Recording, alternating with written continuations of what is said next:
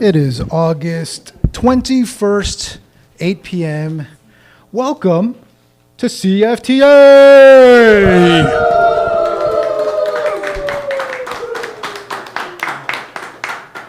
Thank you for being part of Hamilton's only open mic live stream comedy night.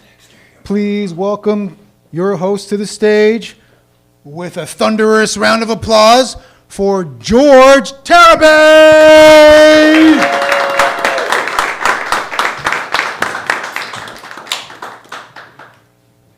Keep it going. Thank you guys. How are you? Thank you all for coming. We have a quasi full room. We appreciate you. Welcome to CFTA. We have an open mic every Thursday. You're in for a treat. You're about to see a lot of great comics performing tonight. Andrea Rodriguez is not performing though because she took her name off the list. We want you, stay, please. But I understand if you can't, but please stay. So some announcements from CFTA, because we have to. And here's a weird flex. I don't need to read it off the card because I wrote it.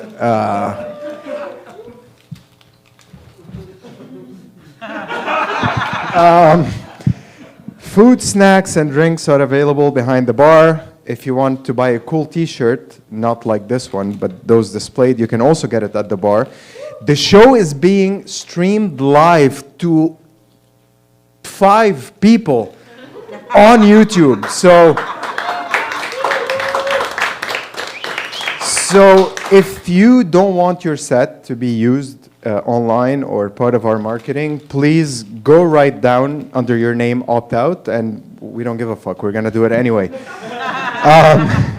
If you want to buy your video, that is awesome, shot with 5 cameras, it's only $10, and you can find it at the bar as well. Wow, so many things happening behind the bar.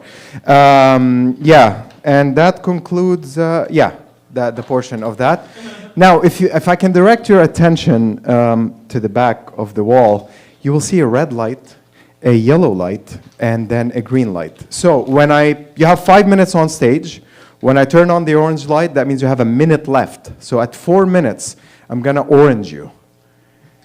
And on 5 minutes, when you see the red light, that means get the fuck out.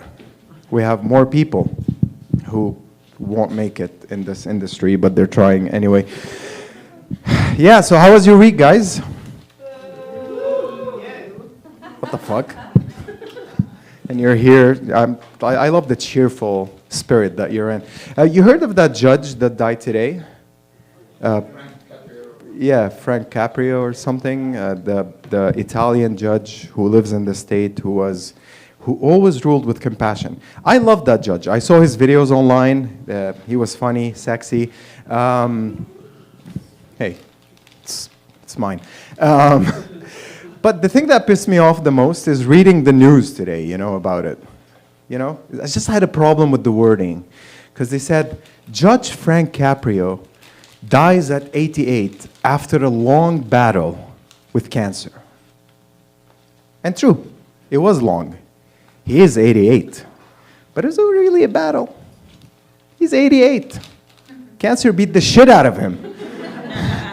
Cancer was just jerking off in the corner going, this guy was... It wasn't a battle. It wasn't even close. Good, thank you, Terry. I think that joke works better with your age group. Young people here are like, what, death? What does that mean? I've never experienced it. Yeah, I grew up without grandparents, by the way, which explains a lot, and it doesn't at the same time. All 4 of my grandparents died before I was born. I mean, yeah, it deserves that, to be fair, but, and my wife always tells me, because she just lost her grandma, and I was sad. her last remaining grandma. Like, she was holding the fort, you know, and she passed away. And my wife tells me, you know, it's sad that you never got to experience that kind of love. And it is true. I didn't have grandparents. But you know what I had? Great parents. I thought that would be funny, but because, you know, nowadays parents are not good parents, so ooh, he had good parents. He's not fucked up. Ooh, you know, like, what the fuck? Yeah, so are you excited for the show? No. I said, are you ready for the show? There you go, that's more like it. Let's bring up your first comic. He works here at CFTA. I love him so much. He's a staple. We respect him so much. Please help me welcome Dexter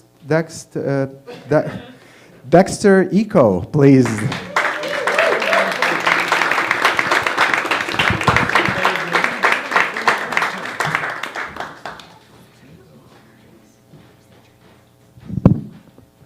What up, guys?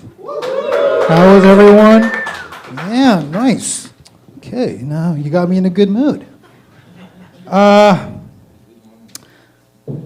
wife traumatized me on a camping trip 2 weeks ago. And if you saw my face on a security camera, it would be like this. Now, there are three things to keep in mind with this personal trauma that I experienced. One is that I'm 48 years old. I've experienced so much, and you think at 48, you know all the basics of human life. You think. I didn't. Two, this has to do with like women peeing or how women can pee. Okay, I'm looking at the women. I know now. So every man knows this. Every man, because we used to be boys. And when you're a boy, when you hear deep pissing sounds in the washroom, you associate that with a large cock. It's like walking into a man's public washroom and hear, it's like, whoa, that guy, while you're like, tinkle, tinkle, that guy, this is a men's washroom. Men still think that. All men still think that. It's just like, oh yeah, that's just a myth. But I still think it. So that's the second thing to remember from this traumatic experience. The third is that my wife is a very hygienic person. She doesn't like peeing in public washrooms. She's very clean. We could be in the middle of a mall, crowded mall, and she's like, babe, I have to go pee. I'm like, okay, well, we just got to find a washroom. She goes, no, I'll hold it. I'm like, really? You're going to hold? Yeah, I'll hold it. I'm like, okay, don't worry about me. Fine. Two, I always thought women pissed like this. This is the sound that comes out of your vagina when you pee. Psst. Because that's all I've heard growing up. That's the way my sister peed. That's the way my mom peed. That's the way women pee. Right? Back to camping. So it's 4 o'clock in the morning. We're in a friggin' tent. We brought our cat. Milo, he's adorable. He's like this gray little cat. And he was like, what the fuck are we doing here? What is this? I hear noises. I can hear through this shitty wall. I wake up 4 o'clock in the morning. I'm like, oh man, I gotta take a piss. And my wife's like, oh, me too. Okay, half awake. Let's bring the cat. Let's go to the comfort station. I don't know why they call it comfort stations at campsites, but it's just washrooms, showers. And we went to the one that had a washroom with a toilet and a sink because it's for the family. And that's what we are. So we walk into the family washroom. And have you guys ever been camping at these places? You know, like the dandy long legs on the walls and everything? And when kids see them, they're like, ah, I'm a spider! Technically, it's not. They're daddy long legs. They're fine. They're more scared of you. So I take my piss, like, oh, finally, I take my piss. My wife's just talking away with the cat. And then I'm like, okay, go, babe, you take your piss. I'll deal with the cat. And she goes, okay. And then I'm here looking at Daddy Long Legs and playing with Milo, our cat. And all I hear is, this is me in slow-mo. What the fuck? Because I'm imagining, like, instant thought in my head, big fucking, like, cock. Just like this, like, what, babe? What's wrong? I turn around, and this is what I see. I did not know women could do this. You can spread your butt cheeks, and then just like a man, it goes target exactly where you want it. So that's how she pees. She doesn't put any toilet paper, nothing on the seat. She doesn't touch the fucking seat. She just does this.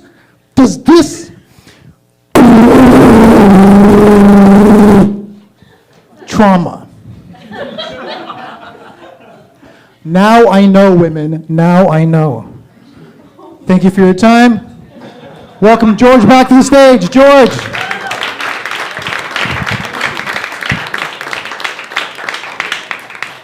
Keep it going for Dexter.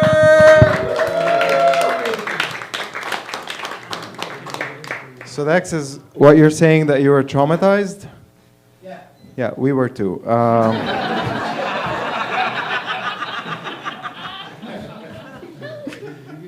Absolutely.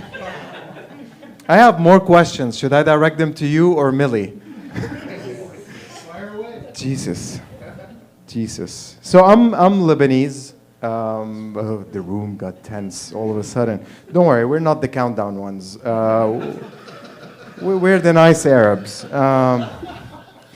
But you know, Arabs hate Lebanese people exactly the same way Canadians hate people from Quebec.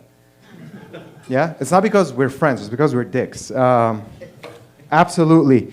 But I love what Canada did with Quebec. It's like, oh, these fucking guys are annoying. All right, you know, take a corner in Canada, just don't bother anybody else, and you just swung them to the very east of Canada. Like you didn't let them mingle with anybody else. Who's been to Quebec? Who's from Quebec? Yes.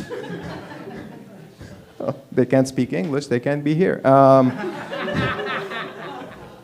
You know, like Quebec is not even fucking French. I know it's very controversial. I'm about to say their French is not French. Like I'm fucking fluent in French, and I speak to a Quebec person, and it's like somebody speaking to me in Mandarin, and I speak Mandarin, but I can't fucking understand Quebec.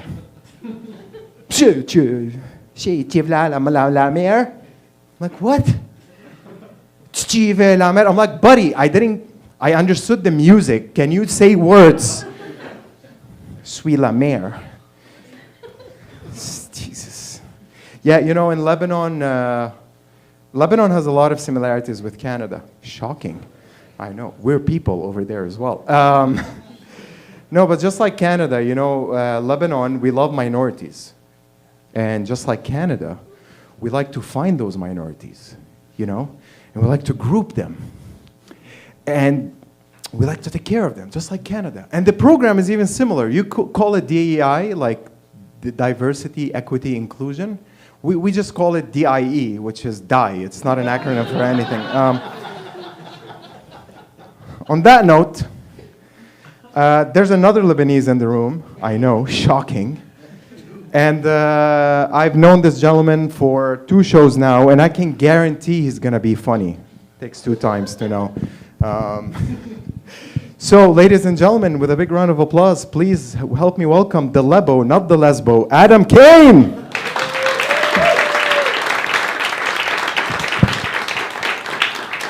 Thank you, George. He's right, we are both Lebanese, but 2 different types of Lebanese. I was born here, he got deported from Lebanon, so 2 different Arabs, but, you know, same core. But yeah, guys, sorry, it's not gonna be a lot of pee poo stuff. Okay, we're gonna get it. We're gonna keep it back to PG. Okay. So I got caught masturbating at work actually. It's not what you guys think. I work completely remote. So my brother just walked in, But yeah, no, we locked eyes as I finished, so that's something new. Okay, wanted to gauge how good we are with incest. Very good is the response I got. I'll continue. Yeah, speaking on incest, actually, my cousin's here from Italy. So the same way that I'm like Lebanese Canadian, and the same way that he's like terrorist Lebanese, my cousin is Lebanese Italian. So basically, him being Lebanese Italian means that, you know, he's just kind of like a double douchebag. You know what I mean? I don't know, like he's, you know, but that's not the problem that I have with him. So he's a normal guy. He's very healthy, but his parents are cousins. So I already gauged how good you guys were with incest, so we're gonna continue. His parents are cousins, and it's so weird because he's like the biggest germaphobe you've ever met. Like if you drink from the same water bottle as him, like that's an issue. And like this joke isn't fledged out, but like I just feel like you can't have germaphobe issues if you might have had too many chromosomes. Maybe we can agree on that? Okay, so there's something there. Also, I've had a lot of fun showing him a lot of things around Canada, and I've come to realize, because this is like the third time I've had a cousin stay, that Canada has a lot of really nice sights to see. You know, Niagara Falls, CN Tower, Toronto has, you know, so many things, but there wasn't really anything I could show him that he didn't already have in Italy. Like, you know, Italy has waterfalls. They have their own Niagara Falls. They have their own towers. You know, they have multiple of them. They're not even fucking straight over there. But that's not the point. The point is I wanted to show him something that he'd never seen. And I think genuinely, if any of you guys have family coming in from another country, the only place you should ever take them to in Canada is a dispensary. Honestly, have you guys ever watched Jurassic Park when she fucking sees the dinosaurs for this first time and she's like, like it's just, he's like, you can just buy it. Like they go fucking crazy. They go crazy. Yeah, I genuinely think that's probably the best offering we can give to anybody coming from another country. Yeah, what else was I gonna say about this fucking idiot? Sorry guys, we're throwing it at the wall today. I'm not as prepared as George. Yeah, taking immigrants to dispensaries, that's a big one. I do enjoy being Arab. I am quite whitewashed. You know, I can roll my R's a little bit differently than George, but at the same time, you know, I do look very Arab. You know what I mean? They say Adam Kane. I come out here, you know, you guys get hit with a lot of sharp angles. You know what I'm trying to say? I have a kind of nose where if I'm doing the backstroke in the water near you, you will think there's a shark in the water. That's evident. It will happen. I do like to play around with my features a lot because, you know, the name does sound very white, but I look, you know, very September 11th. The place that I like to play around with my name the most is probably Starbucks. And Starbucks, well, because you're walking into a place that already has a white demographic. So number one, when the barista goes, order for Osama, and they all just like, where is he? Everybody's just looking around. The second reason why I use the name Osama at Starbucks is because it's quality assurance. You know, people are very finicky about their Starbucks orders. I'm sure you guys are, I am. When somebody named Osama asks for light ice, they get light ice. You know what I mean? Yeah, like, you know, my name's not Gary. I'm not going to drop a 1-star review, okay? Like, people named Osama, we drop towers, not 1-star reviews, okay? That's that's kind of what happens. You guys are cool. So I'm going to try something, and, you know, if it doesn't work, I might get lynched, and if it does, it'll be a great day. So, yeah. My mother's a teacher, and all of her friends are teachers. And my mother's, you know, she was having, like, a teacher thing the other night, and all the teachers came over, and they're like, Adam, like, I don't like the way this new generation talks. And I was like, you know, I joined the club, sister. I got my glass of Pinot Gris, and I sat down with the ladies just to get to the bottom of this. And basically, they were like, Adam, I don't really like the term Karen. And this was a white lady. Her name was Mrs. Lewis. So Mrs. Lewis was like, Adam, I really don't like the name Karen. And I was just like, I really don't think you have a big issue. And she's like, it's super derogatory, like, it's not nice, and it's pretty racist. And I was like, whoa. Because if you really think about it, Karen is the only derogatory racial slur that is also a first name, if you know what I mean, right? Like, imagine one day, a black guy walks into his local Walmart, okay? He has to speak to the manager. They go all the way to the back. They say, somebody wants to talk to you. And she goes, what? I'm on my lunch break. Like, who is this fucking jag-off? And they go, some Jamal. Okay, no, not enough black people here. I guess we'll just fold that one over. Thank you, guys.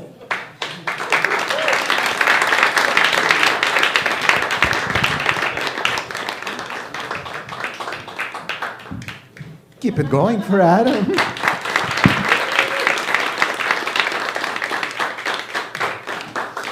Yeah, Adam, I hate to break it to you, you're not white.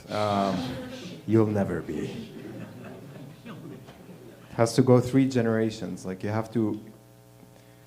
Why did I did this?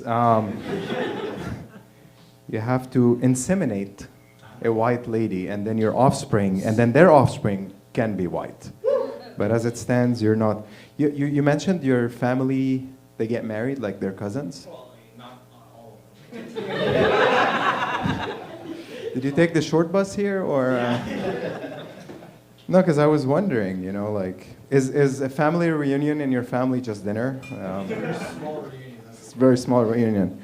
That's very good. Who's next on the list? I forgot to check this out. Oh, Greg Dabrowski. Yes. What else I want to tell you guys? Nothing. Nothing. Absolutely nothing. I just blanked out. So, guys, the next comic hosted here a couple of nights. He was extremely funny. He is extremely funny. Please help me welcome, without further ado, Mr. Greg Dabrowski.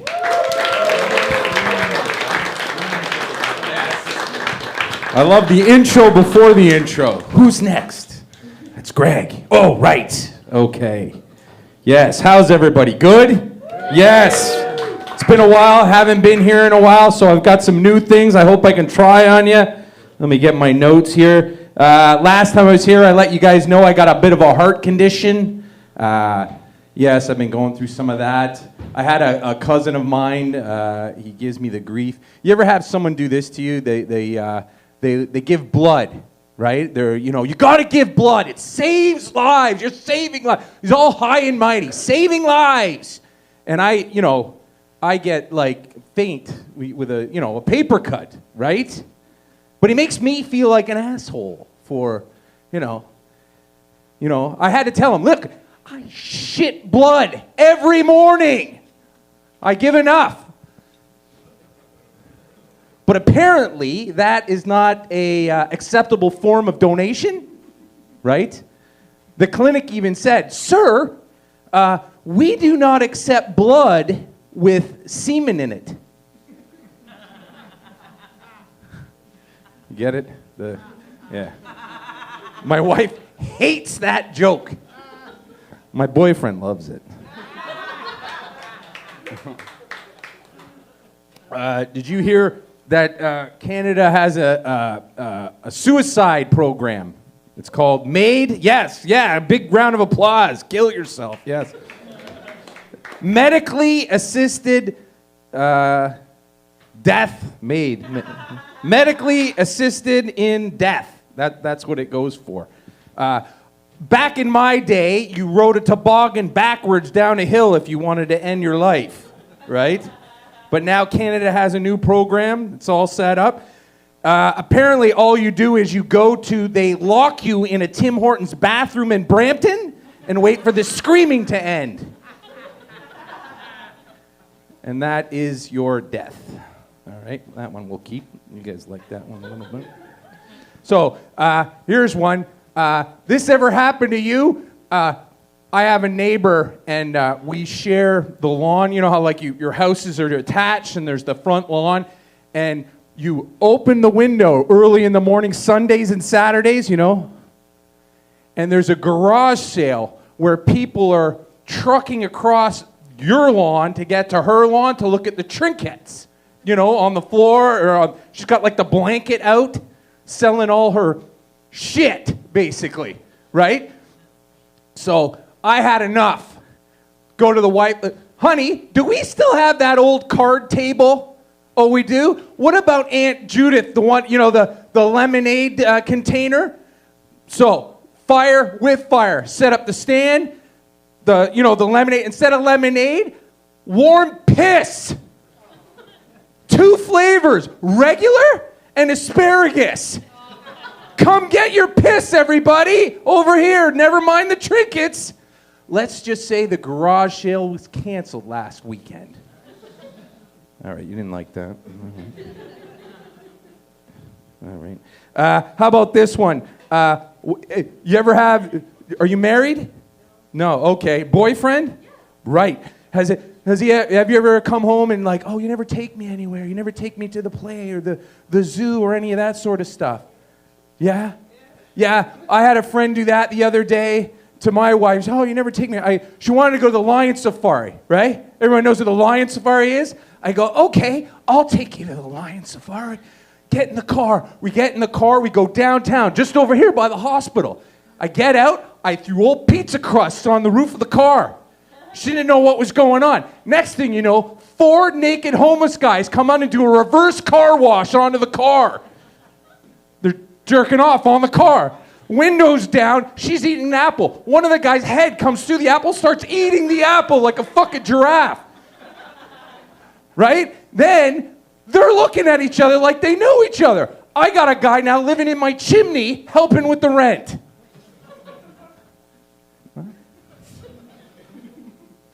That one's a maybe.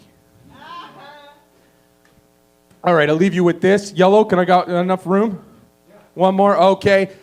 Who's got, I got a brother who thinks everybody nowadays thinks they can be an influencer, a life coach. They got all the info, you know what I mean?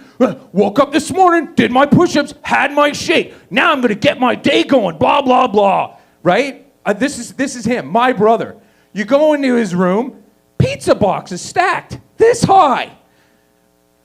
Half-empty jugs all through it. It ain't apple juice in there. And I got to tell him, look, Mom and I don't want you living here anymore. Get your Garfield slippers off the stairs. They're a tripping hazard. And Mom said, your breakfast is getting cold. Thanks. I'm Greg. Guys, have a great night. Bring up your host. Thank you, Greg.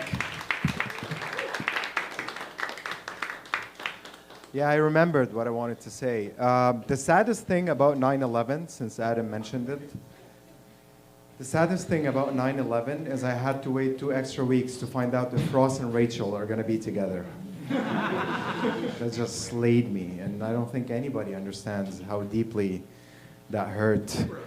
Yeah, they were on a break. Were they on a break? Do you guys think they were on a break? Yeah. I think they were. Yeah, she was fucking around with that guy, right? Ross was just getting his, right? I don't know if that means anything.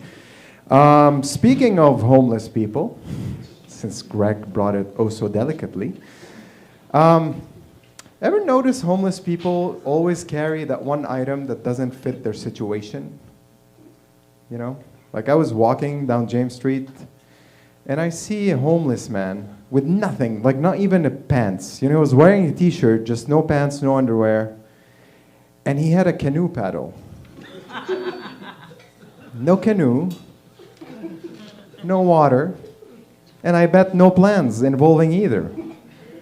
You know? And they always hold on to that one item, so if you dare and make long enough eye contact with them, so they can confuse you. Like he's standing there with the canoe paddle just looking at me going. And homeless people speak in a special language. I don't know if you're fluent. Have you ever spoken to a homeless person? Are you a homeless person? I don't know. Like homeless people don't speak in full sentences. You know, it's always like this guy. I said, sir, can I do anything? Because I'm a great guy. I said, sir, can I get you anything to make your day? And he goes, yeah, my jet and the washing machine and all the squirrels, they work with their mother. Thank you. I don't know, like, should we, I don't know. Do you want to exchange numbers? Oh, you don't have a phone. Oh yeah. So yeah, that's homeless people. You can't understand them, probably because from their Quebec. La mer. No shit, Steve. Yeah, are you ready for your next comic? I know his name. I don't have to be looking at the list. Ladies and gentlemen, with a big round of applause and so much enthusiasm and love and appreciation, please help me welcome Toshi!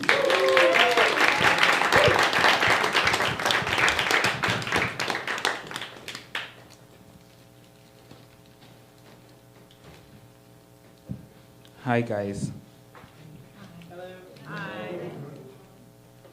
I know you can't tell from my accent, but English is not my first language. And there are certain parts of the English language that really confuse me. And one of them is this. Why do we still get to write the B in dumb? The B in dumb is that employee that is always invited to office meetings where his presence wasn't even needed. And B knows that this is a dumb move, but he couldn't really complain because the B has been silenced. Apparently, the only reason that B is always invited to these meetings is for him to take the meeting notes. And that's why they call him the spelling bee.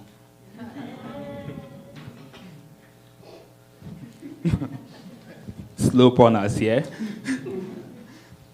So I was thinking outside, what do I discuss with you guys tonight? And I remember the first day in elementary school when I saw my classmates doing backflips. And guys, that was the exact moment that I knew that adulthood would be weird. Because you mean that I will be experiencing the next 60 years of my life with these crazy guys who don't mind breaking their necks. Backflips now, as an adult, have been upgraded. They are no longer called somersaulting. They are called bungee jumping. I can tell you for a fact that you would never catch me in the middle of that activity. It's a suicidal stuff, and I'm not suicidal.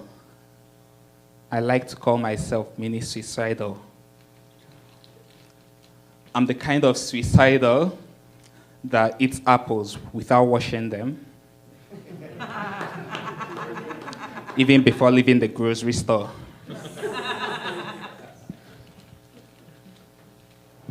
I'm the kind of suicidal that doesn't mind drinking 2 glasses of milk before jumping on a 16-hour flight.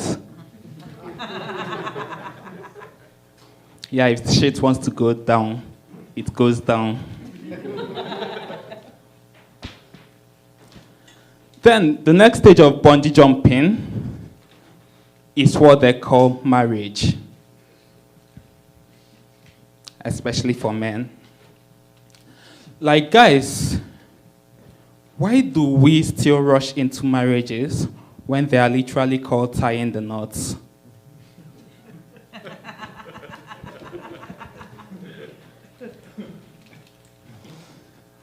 Our forefathers kept advising us, kept warning us generation after generation, yet every single guy wants to get married.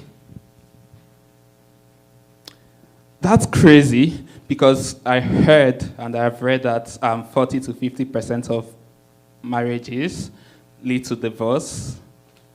And that makes me wonder, if you knew that your flight had a 40% chance of surviving, would you fly on it?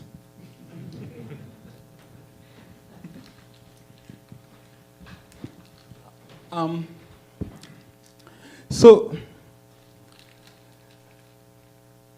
what the problem with all these things, if you ask me, is that when these courageous guys finally become successful, you would never hear the last of it. You would never hear the last of it if someone goes bungee jumping. In fact, I remember back then in school, the only guy who used to somersault at a certain point in my class would always come into the class doing backflips. You can imagine how frustrating it was for me. But guys, don't mind me. I know that some part of my set felt like I'm anti-marriage, which I am. But it's just like my jealousy speaking, to be honest. So do we have married guys in the room? Oh, just judge. Anyway, and we are friends for life somehow. So I get to do the next 60 years of my life with someone as crazy as you are. Thank you so much, guys. It was really nice doing this with you.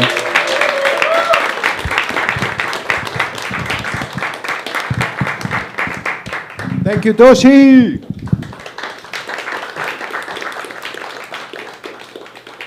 Yeah, I'm married, as you can clearly see from my fingering accent.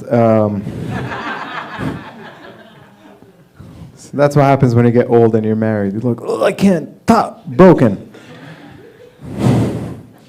I'm joking, I didn't break it like that. No, because my wife fingers me. I'm joking, guys, come on. Come on. Yeah, but I am married. Thank you for bringing that up. And my wife, I know it's like a trope every comic says, like my wife controls the house. But my wife controls the house. You know, she's like Israel, and I'm like Gaza. You know, it's bloody most of the time, and sometimes she makes me food. Heavy subject, right? Like Gaza. Then do something about it.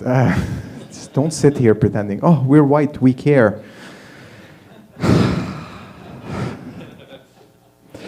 This is the portion where I turned this into a TED Talk, talking about humanity and its failures, you know? But I wish I cared more. I would have said it, but I don't. It's good enough when it's a joke, you know, but not enough to go fight there, you know what I mean?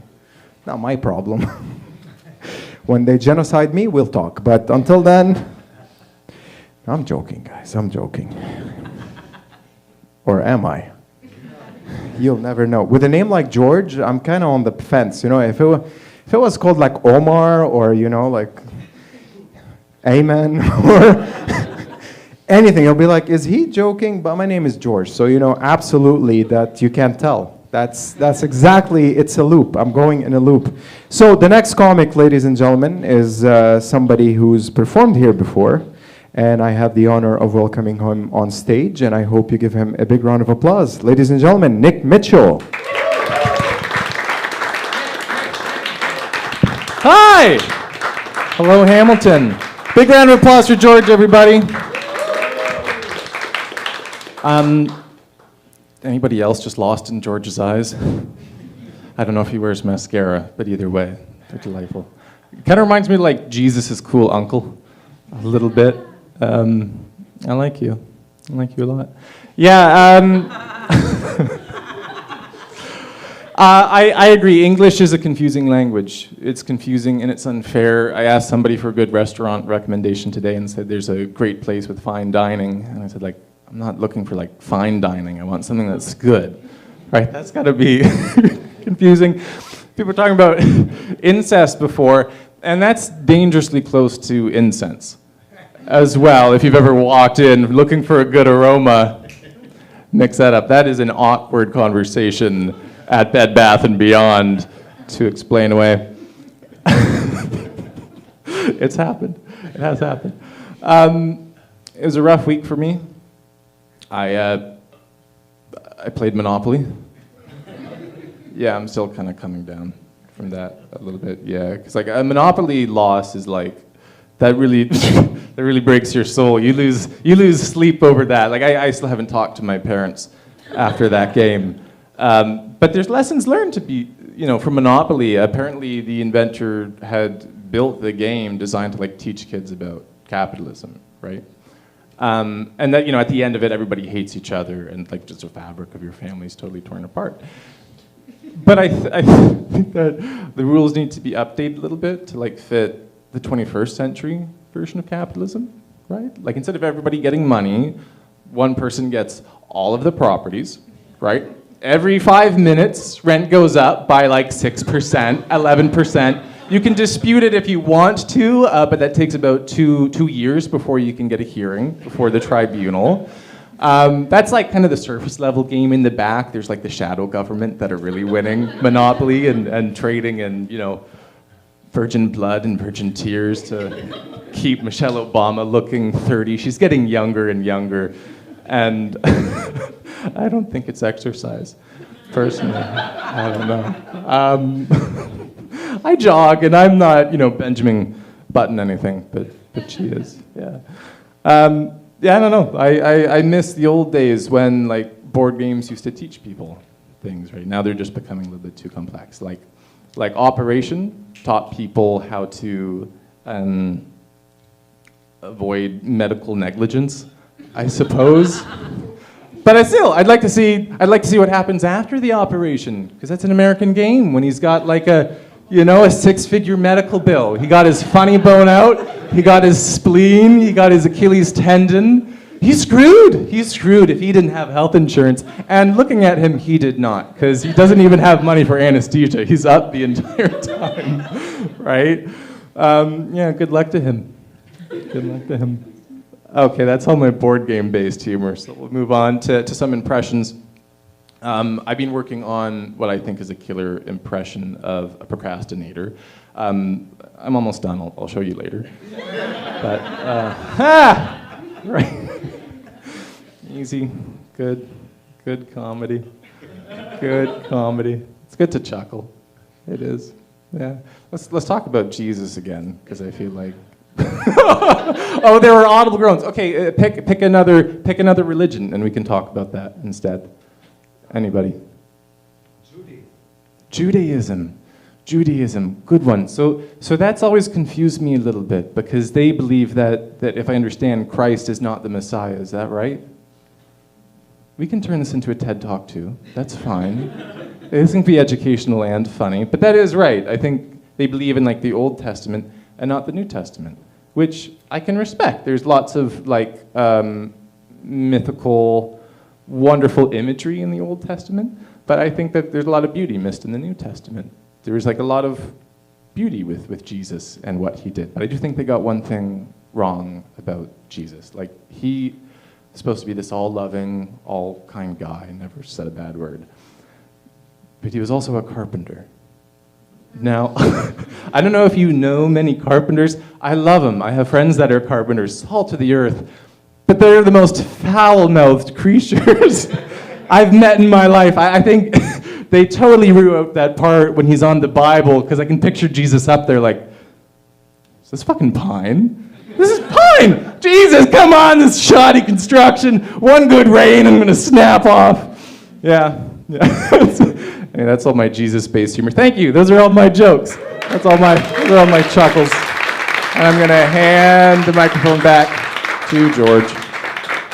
There you go. Thank you, Mitch. My wife is watching live, and she sent me a message. She tell the white boy, hands off. Funny you mentioned Jesus, because he's from my area. Yeah, but I have a problem. I grew up Christian, I don't know what that means. Probably fucked by a priest, I don't know. Too low-hanging fruit, I know. But so are my balls. I grew up Christian, but every time I read the Bible, I had an issue with Jesus, because he always felt to me like he has main character syndrome. He's the Beyonce of the Bible. Because Jesus never helped. Have you noticed? Have you read the Bible? Have you read your Bible? Jesus never helps first. His MO is very modus operandi. His way of doing things is so fucked up. Because Jesus, what does he do first? He likes to show off and then maybe help. When his students were on the boat and the boat was rocking with the waves, and they're like, oh my God, Lord, Savior, Jesus, or whatever they called him, save us. And what does Jesus do first? He starts walking on water. Look, I'm walking here. Look. Muhammad, I don't know if they had a Muhammad back then, but I was like, Muhammad, look, can you do this? Look.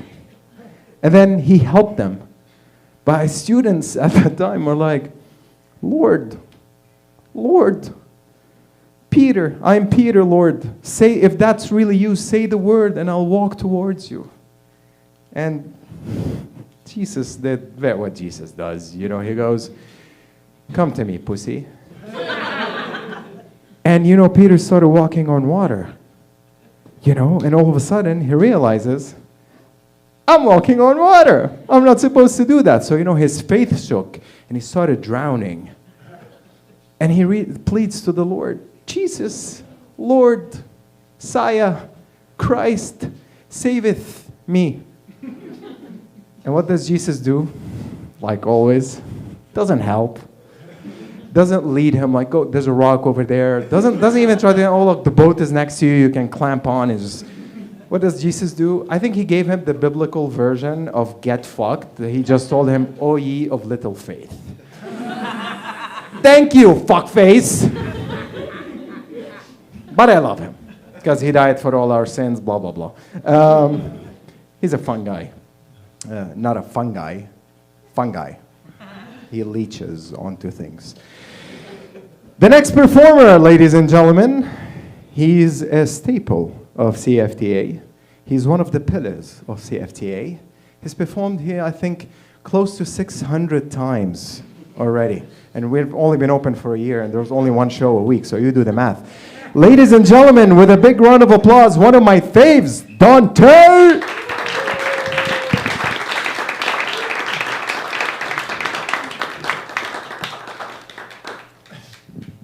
CFTA, make some noise. Sick.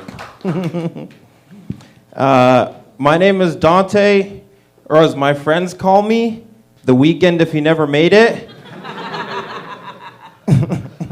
Yeah, my friends see me walking towards them and they're like, oh, here comes Thursday afternoon.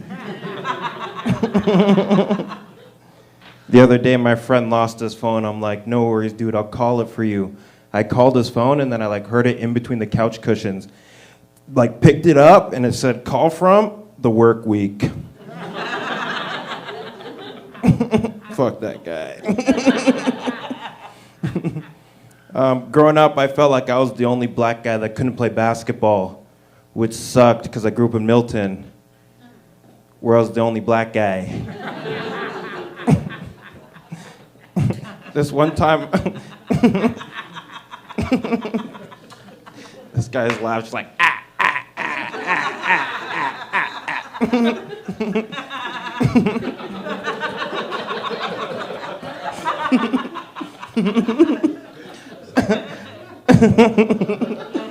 ah. This one time I walked into a sport check, and as soon as I walked through the front door, the lady at the front desk is like, sorry, we're out of basketballs. I am here for a badminton racket.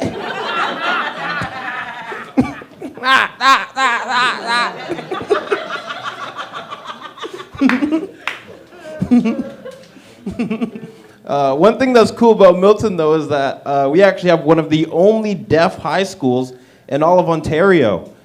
And that was the high school that I went to. You know, it's really dope. Even the cheerleaders were deaf. They'd be like, give me a name. They'd be like, oh.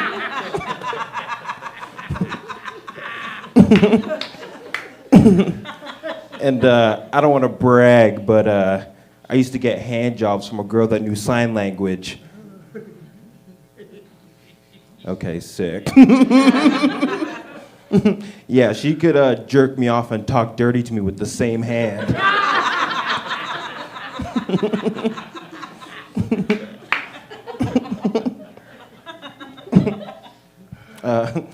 Just as a side note, one thing that actually pisses me off about black people is when you, when you go to the movie theaters and you just hear black people talking. I'm like, bro, I can't even hear the conversation that I'm trying to have.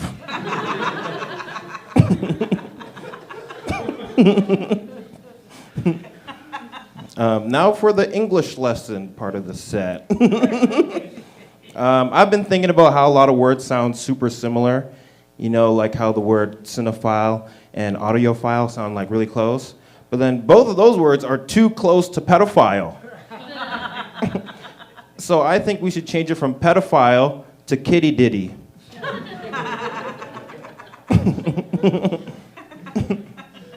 All right, that's it.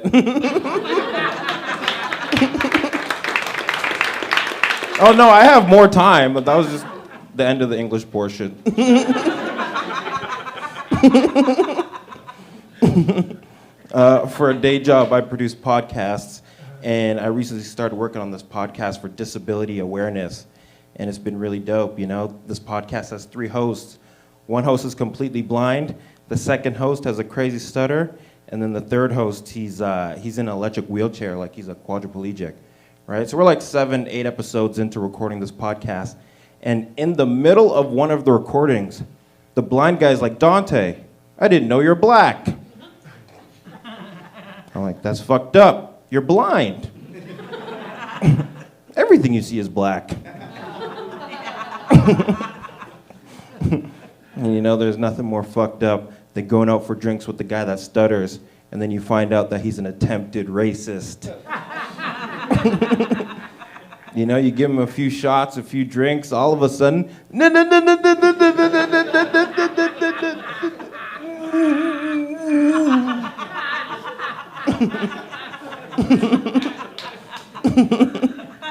right, that's been my time, guys. Thank you.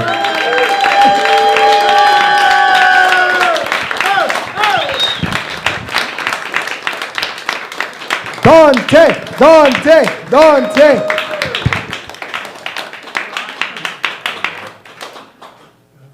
Speaking of deaf people, don't worry, they won't get offended. They can't hear us. I do that to my wife when we're at the supermarket. I like to pretend I'm deaf, just to see her social tolerance, you know? Because I take a distance, like I leave her, like I let her walk, and then I just go, Telete, what times we want to home? So because my wife knows I'm a dickhead, she ignores me, but guess what? Now everybody at the supermarket is staring her down, going, what that bitch, she's ignoring her deaf husband.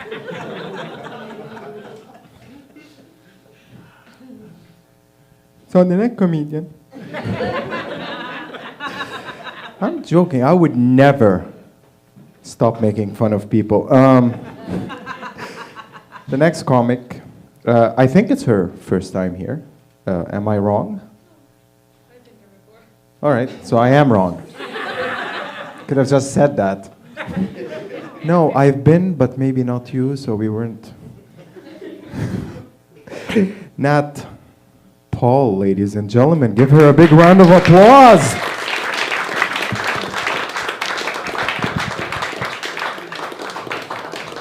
Hey, salut mes amis, comment ça va? Ça va? Mal, oui, ça va mal. Je suis ordinateur et putain. Poisson, les enfants.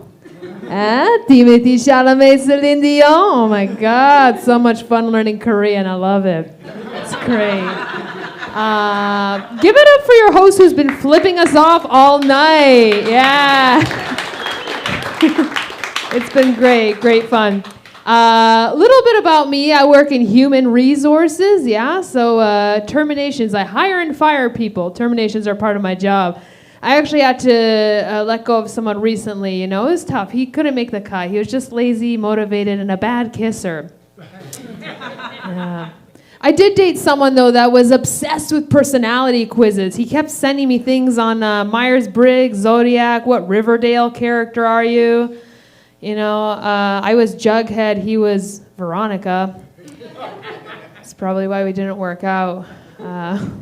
But can you imagine a relationship defined by tests and quizzes, you know? You got a problem? Take a quiz on it. Babe, what are we having for dinner tonight? I don't know, I got a cheese, say what kind of cheese I am. Anyways, so I'm Swiss. Yeah, mild, sweet, and a little nutty. Oh, man. I am in HR, so I got to be on LinkedIn all the time. Anyone here use LinkedIn? Yeah, 2 corporate folks. It's a very different type of social media for corporate folks posting about business, right? But I was scrolling through one day, and then I see a post about Kurt Cobain. And I'm like, I didn't know Kurt Cobain went from grunge to business. Like, I'm pretty sure if Kurt Cobain knew he was a business icon on LinkedIn, he would kill himself again. Yeah, maybe.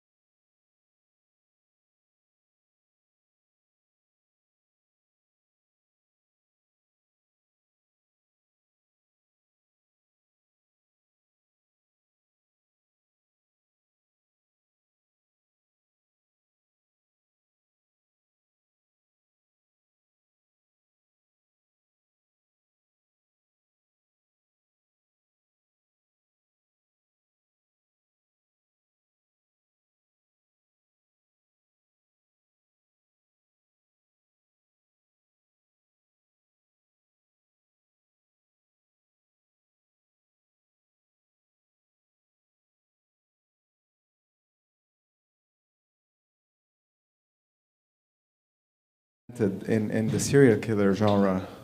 I mean, it's not news, you know. When a woman becomes a serial killer, they go, of course, like with everything that happened to her, of course she went as a serial killer. It's like men being rapists. You don't read it in the news. We're like, what happened to John? Oh, he raped somebody. Ah, fuck him.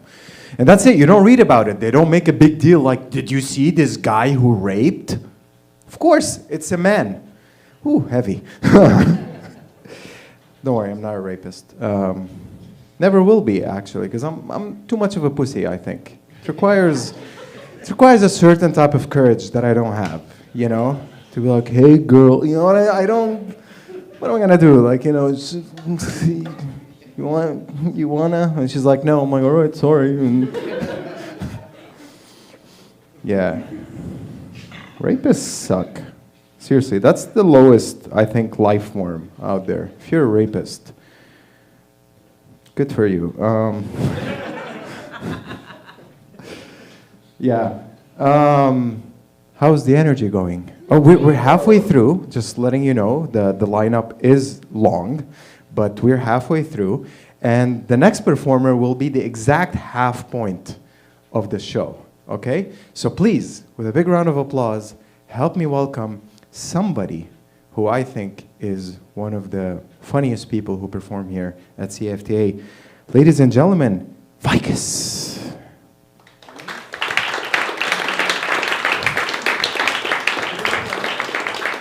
If you don't want to, I can just stick. No? All right. Oh, he's doing it apparently, so. Thank you for being humble. Big round of applause for George, guys. Great guy. Yeah, thank you. So I was talking to him before the show started, and I was telling him that it's great that you're hosting it. You can do this, you can do that. And then he is a great guy. He leaned to me and said, "Who the fuck are you?"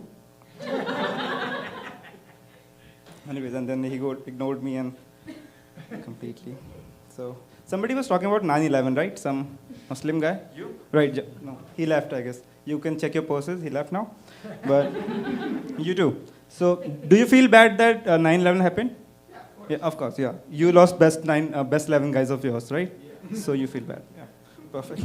Anyways, so yeah. I did skydiving last week, actually, guys. It was something I can't express in words because my vocabulary sucks. English is my second language, so anyways. So yeah, so I went to this place to do skydiving in Ontario, and it is called Skydive Ontario. Seriously, damn creative. Who named it? Some lazy guy who named Pizza. But yeah.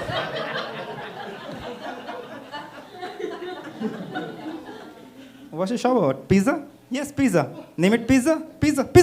Yay! Stupid. But that name made me nervous because if this is the kind of effort they're putting in naming their business, how serious are they about getting me down safely, right? But anyways, I signed up. And while signing, they make you sign a form which says that they won't be responsible if anything happens to you, right? They won't be 0% responsible, like no responsibility of yours. And I'm like, at least take 10%. So tell me one thing, like if you start driving, if you get in a car tonight, and you know that however you drive, whomever you hit, nothing gonna happen to you. Will you drive in the same way? No, right? Thank you. Exactly. So if they do not own any responsibilities, how serious are they about getting me down safely, right? But anyways, I signed because I already paid for it in advance. So I'm an immigrant. I don't have that much money to waste. So I signed, and yeah, then came my instructor. Now this is the guy whom I'd be tied up while jumping off the plane, and that guy is the most important person right now in my life. Yeah. Yeah. So I saw that he's a little sad. So I asked him that, yeah, hi, are you all right? What happened to you? And he told me that his girlfriend broke up with him recently over the phone. And I was like, fuck.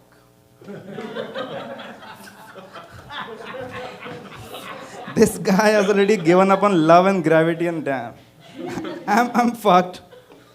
I don't know about your girlfriend, but I'm seeing a big red flag here. anyways, so he started giving he teaches like how we're gonna do it. So he started, and I was very focused on what he was saying. And he goes, we sit on the plane, we go up, I jump, we come down flying. That's it. And in 30 seconds, I'm like, I am jumping off 13,000 feet. At least spend a minute to convince me, right? And you finish in 30 seconds. No wonder your girlfriend broke up with you. But, yeah. So, also he said, at one point he said that we'll come down flying, to which I interrupted and said, brother, that's not flying, that's falling. In flying, we have an option to go up and down. But in this case, the only option we have is to choose the spot to splash on. No, we are not flying. For sure. So, yeah. And also, the media package, they record the video and everything, they charge extra, buckload of money for that. Yeah, okay. But I told you, I don't have that much money, but still, we live in a world where we have to show that we are enjoying on social media than to actually enjoying in life, So I had to get it recorded. That was the TED Talk. But, yeah. So they assigned me this over-energetic video girl, and she started recording me. Oh, why are you here? How are you feeling and everything? And the only thing I was thinking in my head is that this might be the last video of me. I hope it's in HD. But then my instructor told me to go ahead and sit on the plane, and then he'll bring the crew. And he informed me that I'll be the only one jumping in this round. So I went to the plane. It's a small plane. And there was only one seat. And I thought, since I'm the only one paying to be in this plane, I guess I deserve the seat. So I took the seat. And I was sitting there. I saw that my instructor is walking with the video girl and one rude guy, one white rude guy, general. So that guy walks up to me and shouted, "Get off the seat!" I was like, fuck, relax, guy. Chill. Get off the seat. That's the pilot seat. I was like, oh, that's why it has all these controls and buttons. Yeah, makes sense. So I sat on the floor like a humble immigrant. I know how to do that. It's pretty easy. Easy. So this plane is very small and it takes too much time to go up. So I was thinking of something to talk about to my instructor to make him feel that life is very precious. So he takes it seriously. And I was thinking what to talk about. And I just turned to him and I said, "Bro, who's in your family?" He said, "My mother and father, but they don't talk to me anymore." I'm like, yeah, right, fuck. We are going to silent mode now. No more talking, nothing. And suddenly the video girl turned towards me, shoves the camera on my face and like, "Say something about it." I'm like, "Oh, I'm good, thank you, we're dying today." Ah, thank you. I was fucked that time. But then I was thinking of something to say to that guy, my instructor. Something, what can I say, which, motivates men. It's like sex and women. So I turned to him and said, "So, brother, do you have any crush?" Huh? Any crush? Anybody you like? Like, no. My crush got married last month. I'm like, fuck you. How unlucky is this guy? I'm talking about myself. Like, how unlucky am I to get along with this guy? And suddenly, again, the video girl goes, "Say something on the camera." I'm like, fuck up, shut up, girl, let me die in peace. We are gonna die here. You want to record me? And then comes the moment. He opens the gate of the plane, and we are sitting on the edge. I can see the land.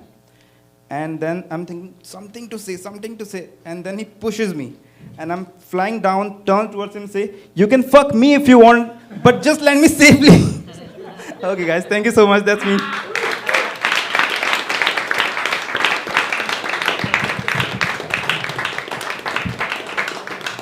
Thank you. Was I right or was I not right?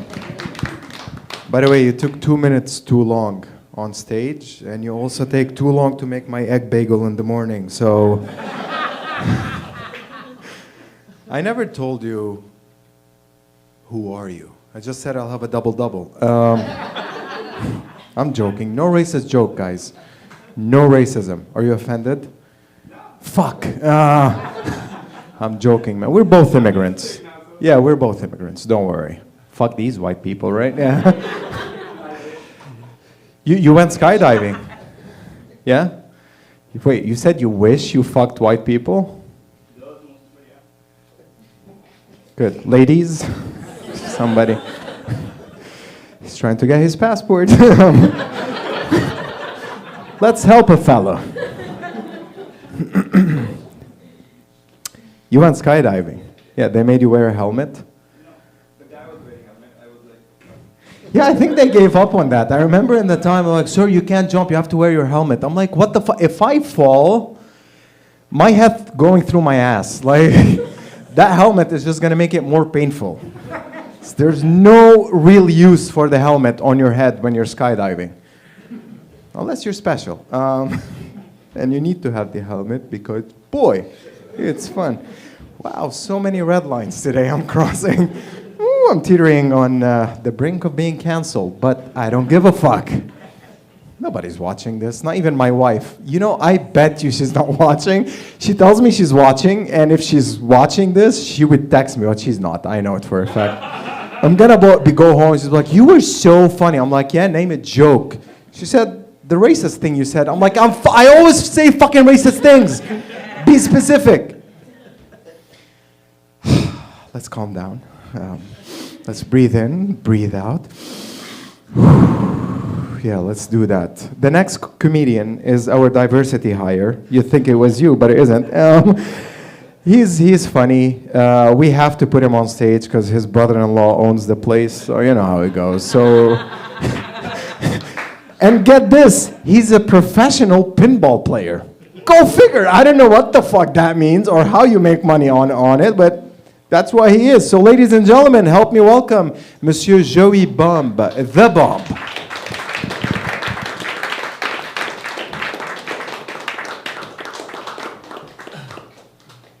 Oh, keep it going for George, everybody. I never knew you were funny. That's amazing.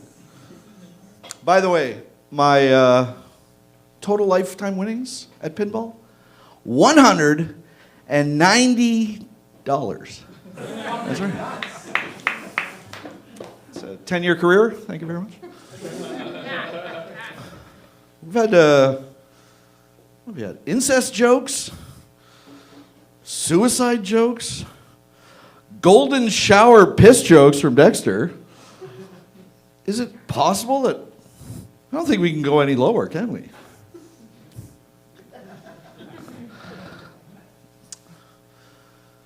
Actually, no, I've been really depressed because, I don't know, that Ukraine war has really bothered me. It's been going on for 3 years. Do you realize that I have not, in 3 years, jacked off to a Russian cam girl? Who would have thought I would be the victim? But I gotta tell you, that Trump guy, holy shit, he was boss in Alaska.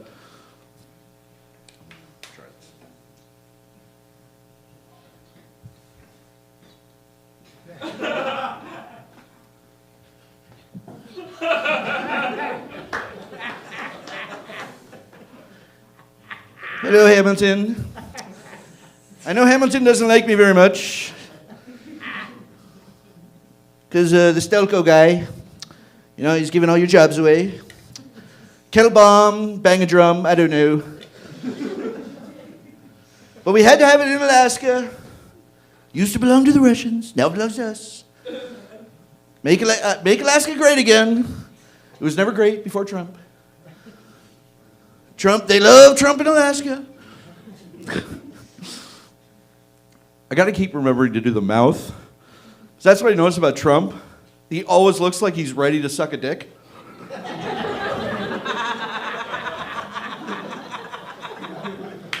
Or like communicate with fish or something.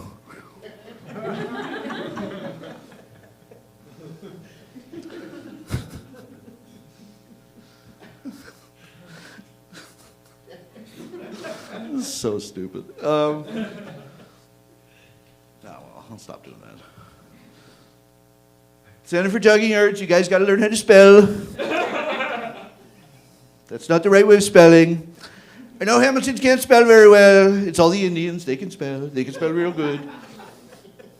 Not Hamiltons. sucking a dick. That's how you do the Trump impression.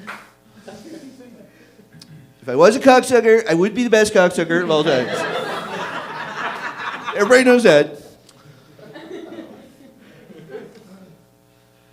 Anyway, yeah, no, fuck that. I will say though, like, did you guys hear about the big news? Dawson's Creek, they're reuniting? Isn't that awesome? Dawson's Creek, the show for my youth. They're reuniting. It's amazing. I'm so excited. Wait, what's that? Oh, it's for charity? James Vanderbeek has type 3 colorectal cancer? What the fuck? Young folks, my advice to you, never get old. That's all I wanted to say. Unless you're Trump, he can be as old as he wants, because he's the greatest old guy. Okay, anyways. I was Joy Baum. You guys were awesome. Thank you, CFTA. Good night.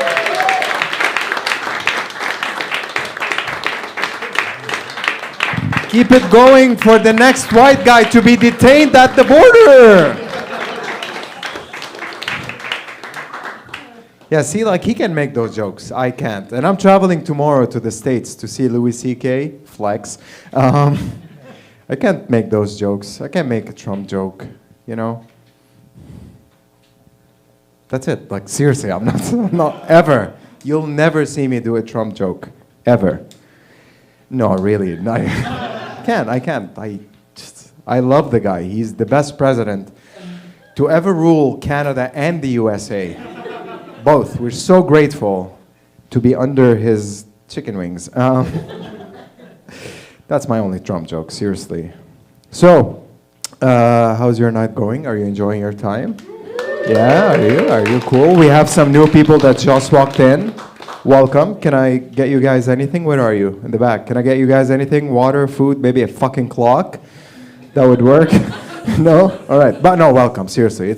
You can come in and come out whenever you want. Which is my wife says to me.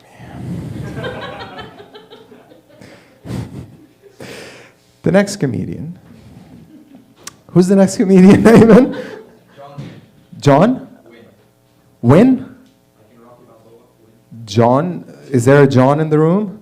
John, sorry, man, your handwriting is terrible. Like, absolutely. Are you a doctor? All right, cool. You disappointed your parents, I'm sure. What do you do? I sell weed. You sell weed.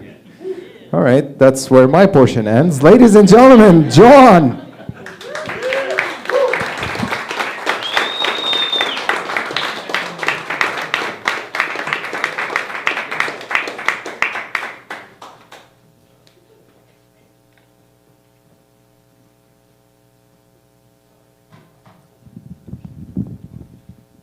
Give it up for George, right? Cool. All right. Thanks to the CFTA for having me. My name's John. I clearly don't look like a John.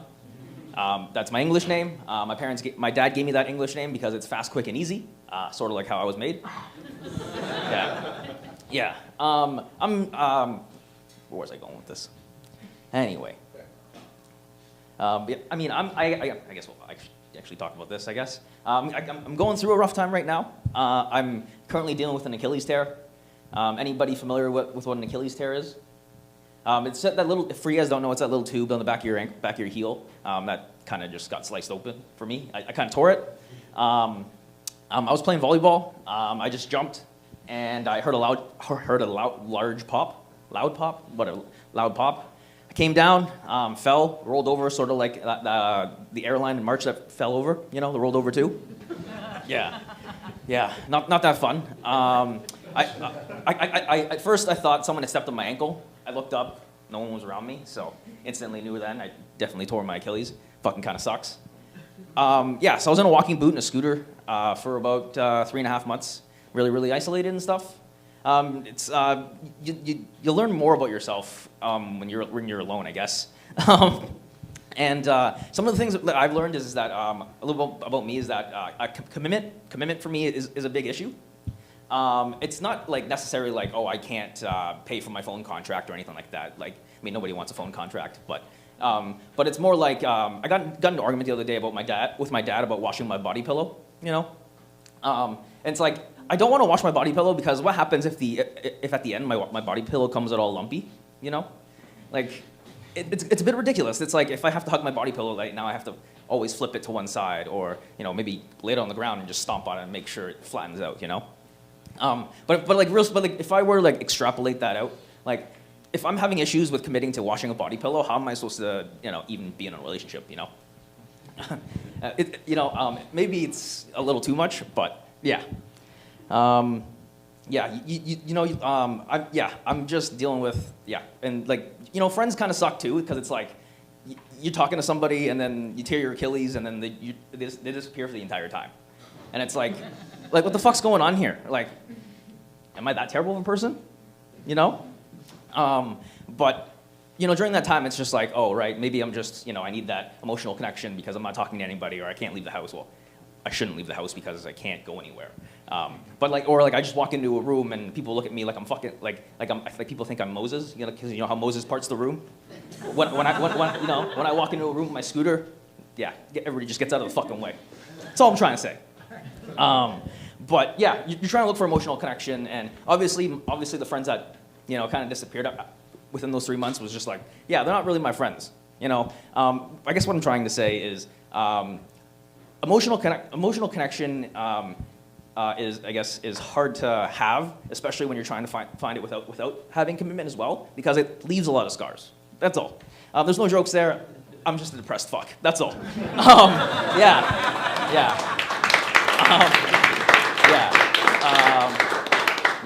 I guess you guys do know now that I work in the cannabis industry. I sell lots of weed. Anybody here smoke weed? Weed definitely helps me. Clearly, I work in a store, and the store is pet friendly. So I'm allowed. So you guys are allowed to bring your pets in and stuff. Like I have a wall in the store where like we take photos, we put the photograph up there. Neighborhood pets, cool, right? Yeah. But the problem is that children aren't allowed in the store. Okay. But it makes no sense to me when clearly the parent is coming in with their dog and then they're leaving their kid outside. I'm like, what the fuck's going on? Like 10 years down the road, the kid's just gonna be like, all right, my dog is clearly more valuable than me. I can't wait for that. I can't wait for that dichotomy to happen between parent and child. But like, you really chose your the dog over me? Yeah, okay. At least like leave your pet outside with the kid. So like at least there's some defense. Yeah.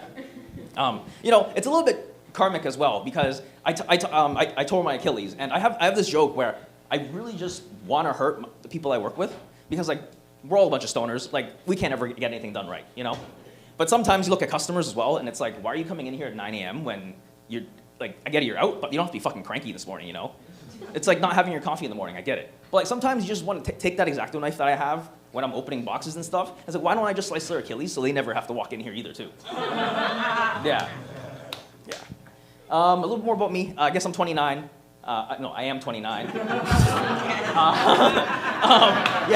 I'm 10 years removed from high school now, and I hope high school reunions aren't really as glorified on TV as it is in real life. My school found out that my shop teacher is a pedophile. I already knew that. Some would like to say that he'd like to park his car in my garage. So, yeah. But anyway, that's my time. My name's John Wynn. We'll bring back George up.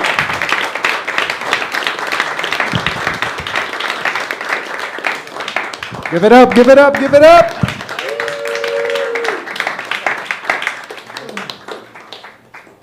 The next comedian, so anticlimactic. The next comedian is somebody who I've never met before, and I asked her, like, hey, do you want me to say something special when I'm introducing you? She goes, I'm here from Vancouver. Like, she's sad about being from Vancouver, but relax, you're not from Quebec. I mean, still there's a bright side. Do you have a lot of homeless people in Vancouver?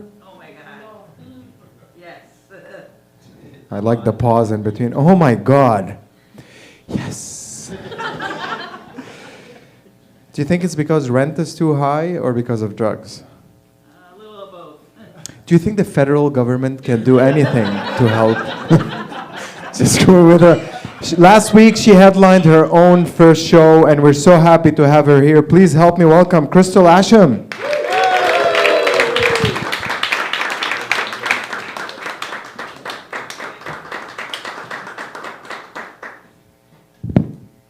All right.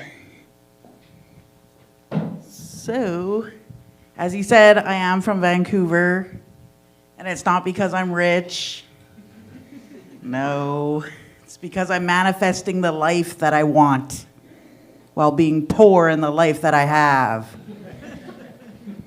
Yeah, I'm getting older. I'm 49 years old, and you know, when you start reaching these ages, things start breaking down a bit. You know, we were rushing to get here because we're staying in St. Catharines, and I was like, oh shit, we gotta get there.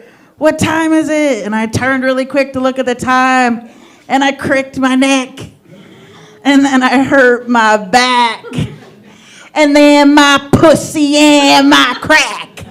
My neck, my back, my pussy and my crack. Yeah, you guys want to sing it, don't you? I know, it's a fucking jam. I love it.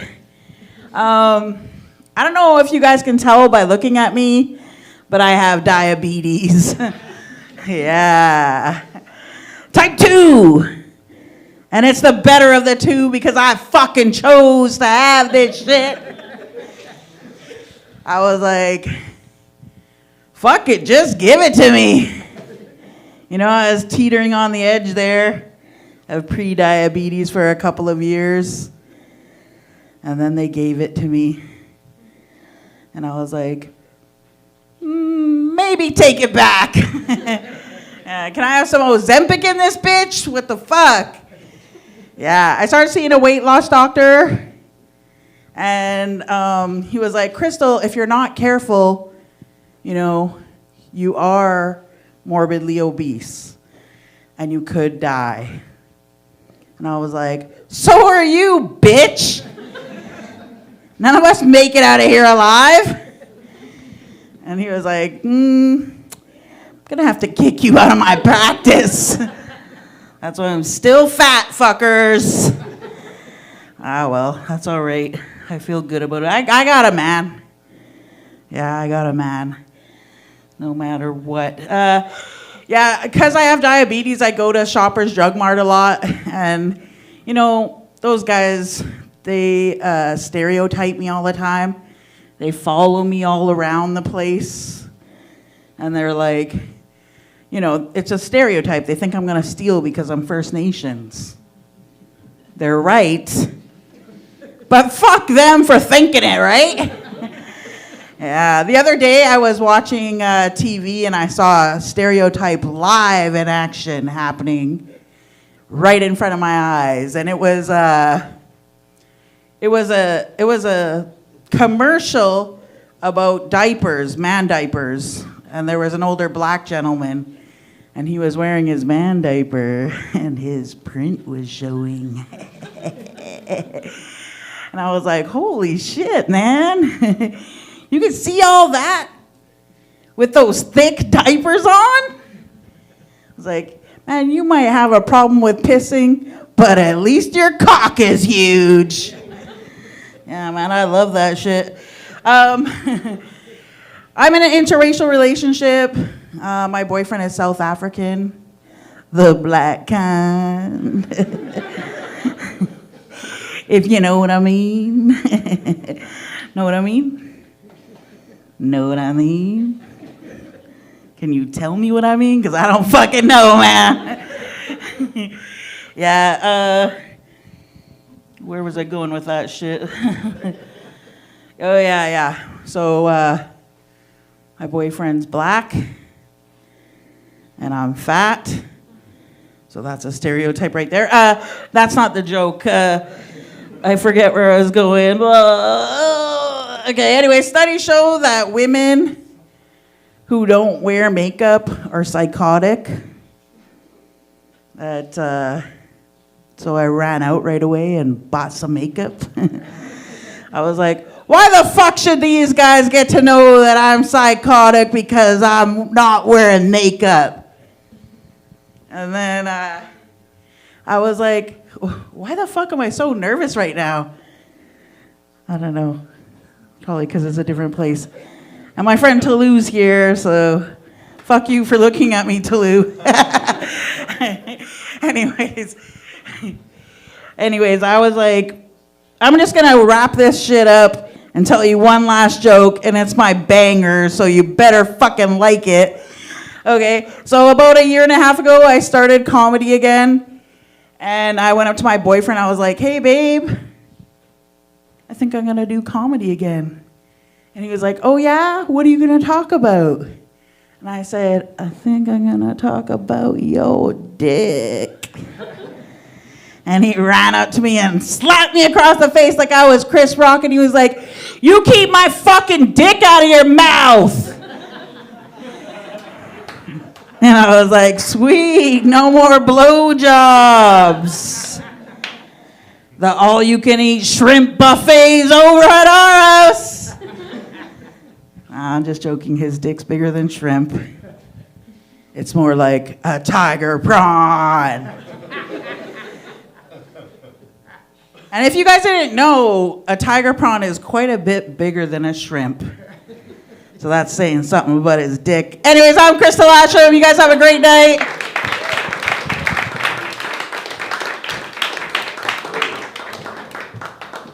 Give it up. Are you really First Nations?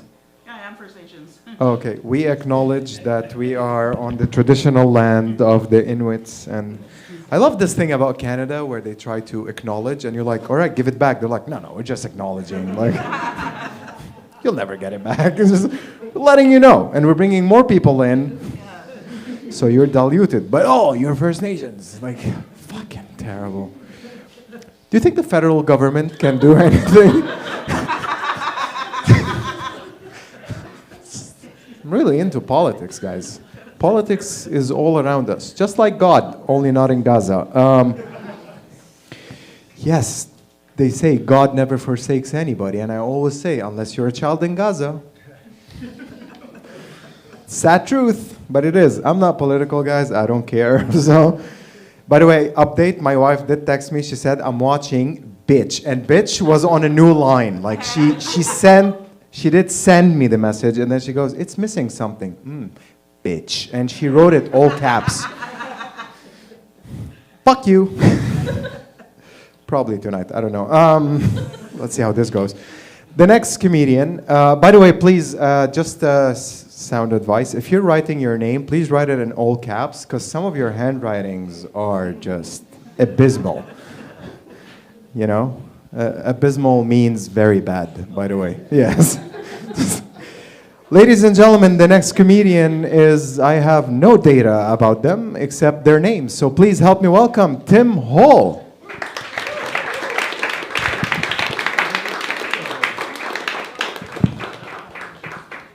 Hey guys. I actually also went skydiving last summer. It was in Mexico. Never go through sketchy skydiving. It's like one of the things you really want to pay money for. And I remember I was like asking the guy right before we were about to jump, like, hey, like, is this safe? And he was trying to tell me, like, most people back out, most people cowered out, but his English wasn't well. So right before I jumped, he was like, most people don't make it. Anyway, time for my actual set. So in the winter, I love Christmas. I always get my presents because I'm white. I don't know. But basically, I got a virtual reality headset. And if you guys don't know, the first thing you do when you get a virtual reality headset, especially if you're a dude, is you go to porn. You're like, let's see what the hype's all about. Let's see what's going on.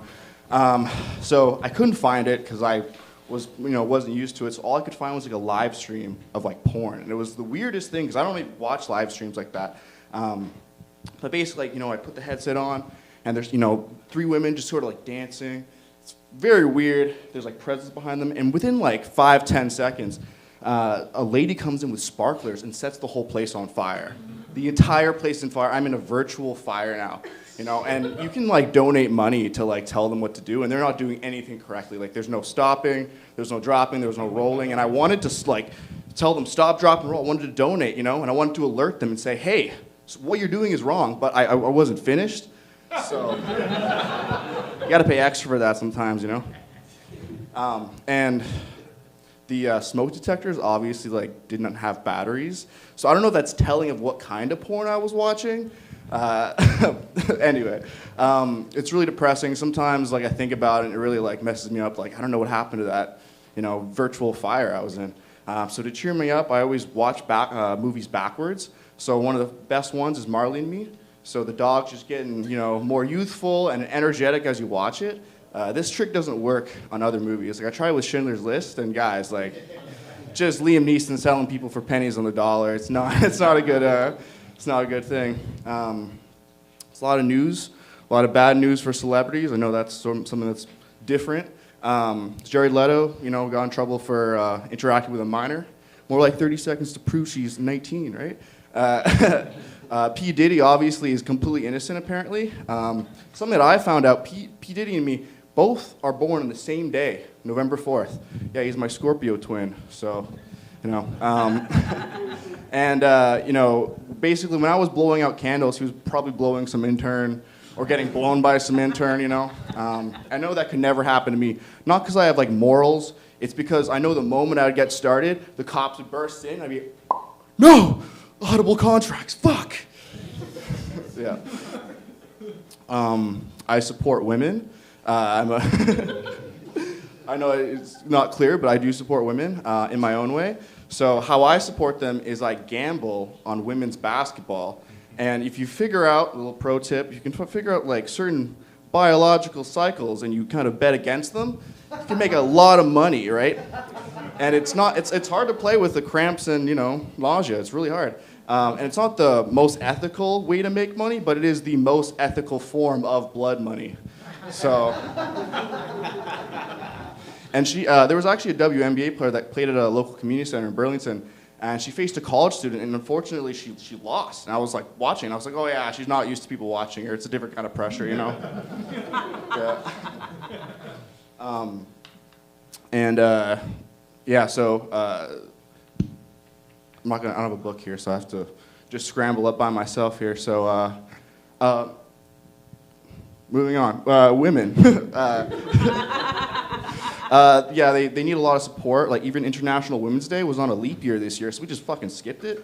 What kind of support is that, right? Even the most accomplished boxer to ever exist, Floyd Mayweather, right? Most accomplished boxer, 40-0, right? He never credited his wife as a training partner, despite the domestic abuse charges. And guys, I'm not saying don't believe all women. You should believe women. He's a counterpuncher, so like, I don't know who to really believe. A little bit about me. I coach and train MMA. And the reason I got into MMA wasn't the reason other people said, where it's like, you know, trauma or they got bullied a lot. The reason I got into MMA personally was so that if I ever got into a fight with a pedophile, I would win. Because you can't tell people a story about how you lost a fight with a pedophile. Right? You can't be like, yeah, Timmy was in the trunk, I gassed out, you know.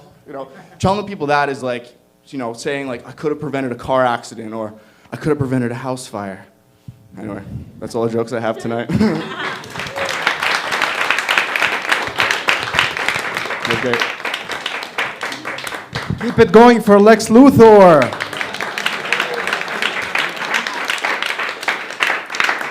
You seriously do MMA? Yeah. Wow. Like any fights? I have one amateur fight. I'm getting more into it, but I'm probably gonna have one professional fight so I can tell people I was a professional athlete, and then I'm down with the brain damage. That's just like pedophiles. All it takes is one child, and exactly the same. You know, just say it. I did it once, and that's it. I'll gain all the notoriety that I want. Wow, cool. Was the amateur fight against your brother, or? No, unfortunately. Yeah. Did you win? No, I only have a sister, and I definitely would have won. And you're going pro? Not yet. Maybe like 4 fights in. I only fought one, so. Cool. All right. He's a fighter, MMA. That's really cool, dude. I can't fight. Such a pussy. I swear, I am the biggest pussy. Unless I'm angry, which rarely happens, because I have the longest patience. And I know my wife is gonna text me right about now saying, no, you don't. But I do. I have the longest patience in the world, not the longest patient. That would be you when you go pro for your one fight. But I do have the longest patience. Like, I'll never get into a fight unless it's a child and I can beat him up. The next performer is somebody who is dear and near to me. I've known him for 13 years, guys. 13 years. And he's been my friend ever since we lived in Kuwait, another countdown country. Please help me welcome, with a big round of applause, my best friend, Ayman.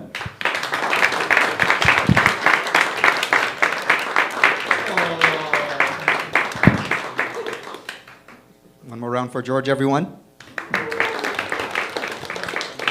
An Egyptian and a Lebanese person tried to cross the border to go to the US. I'll finish that joke next week.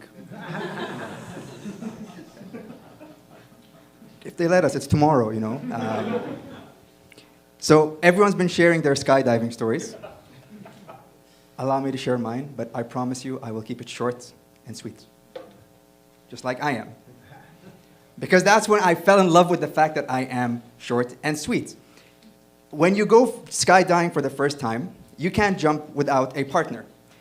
And I'm not homophobic, but I don't even use the urinals, okay? That's how scared I am for my privacy. So when it came time to go skydiving, I was like, okay, I'm gonna be jumping from 16,000 feet with a guy strapped to my back. I really hope I don't die. I go there, and they're like, okay, step on the scale. Oh, based on your weight, we don't have any guys who are your size, so here, take Andrea. I hope Andrea's not here. I don't know why that name just popped into my head, okay? So, I'm jumping with a woman on my back. And the first thing she says is, of course, I opted for the video package. And then she says, you know, also, if you're gonna like what we're gonna do, you could give us some money on Venmo. And this is before we jumped. Okay, so as an Arab, I experienced reverse 9/11. Okay? And the thing is, 9/11 is only 9/11 in the US, because everywhere else it's 11 September. Okay? That's another problem I have being Egyptian and speaking the way I do. Now, I'm not sure, does anyone else know any other Egyptians? Anyone? Yeah. Okay, thank you. Thank you, Dante. Egyptians have a problem when it comes to the word problem. Because we don't say problem, we say problem. We have a big problem with our P's and our B's. We mix them up, okay? And I don't get to experience that, unfortunately, okay? But can you imagine being an Egyptian, coming to Canada for the first time, and you're trying to explain to someone about your best friend, Peter, and you're trying to talk about his wife. So you're like, wife Peter, wife Peter.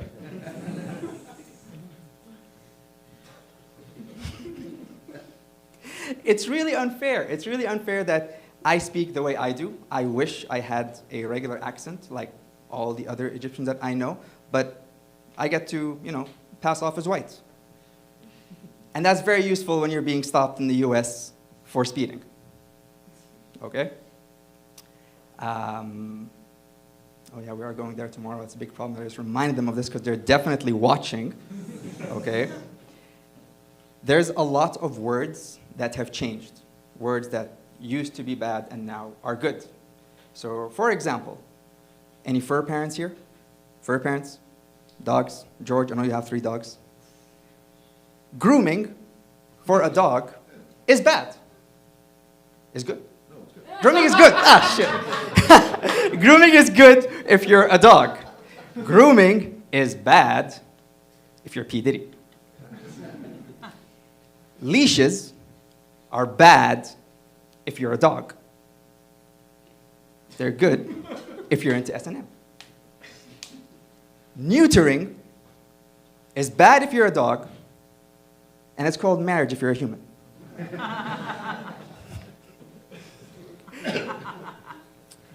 Look, I'm really happy to be in Canada. I'm happy about how inclusive this country is. You know, like people come here from all different sorts of countries and we all just blend in together and we all acknowledge being here to help Canada grow. But again, with the words and the way we pronounce words, I have a problem. Last week, I was telling you guys about how you, in your language, have certain words that we can't pronounce, like P. You don't have that in Arabic. But we have a lot of letters that you can't pronounce, like G. Can you say G? Okay, it looks like you're trying to spit on me. It's like you're gargling, okay? We also have G. Can you tell the difference between G and G? No, you cannot, okay? Now, in Kuwait, we have certain people that you also have here. We call them Sikhs. Okay, Sikhs. You all know Sikhs? Okay, so the first time that I saw them here in Canada, we were having a celebration at work. I bought pizza, and it had beef on it. So the first thing they asked me is that, what's that pizza? And I said, it's beef. And they said, oh, we can't have that. And I said, why? He said, because I'm sick. And I'm like, oh my God, what do you have? And then he said, no, no, no, I'm from India. And I said, oh my God, are we having another COVID? Is there another disease coming on? Do we have to warn people? And they said, no, no, no, I cover my hair. So I called my girlfriend and I was like, quick, be careful. There's a new hair-borne disease coming around. Guys, I've been Ayman Nassar. Thank you so much for your time. Let's bring back your lovely host, George Tarabay. Ayman, question, is privacy concerns how Egyptians say small dick in the urinal? You would know. What? You would know. I have so many jokes, man, but I like your parents. That's the problem. They're an amazing people. You know, yeah, not all, I guess not all Africans are Africans, you know? What to say? Any Africans in here? No? Any big dicks? That's what I'm asking, literally. Like, any big dicks? No? Yeah? Lower your hands, bro. You're not. Are you? Do you have a girlfriend? Me, no. All right. That voice, man. Me, no. But pussy every day? Yes. Dude, you're the coolest guy in the room right now, which, level up, guys. Come on, let's keep it going for your next comic. Please help me welcome with a big round of applause to the comic who I asked him how does he want to be introduced, and he goes, Tay Powell.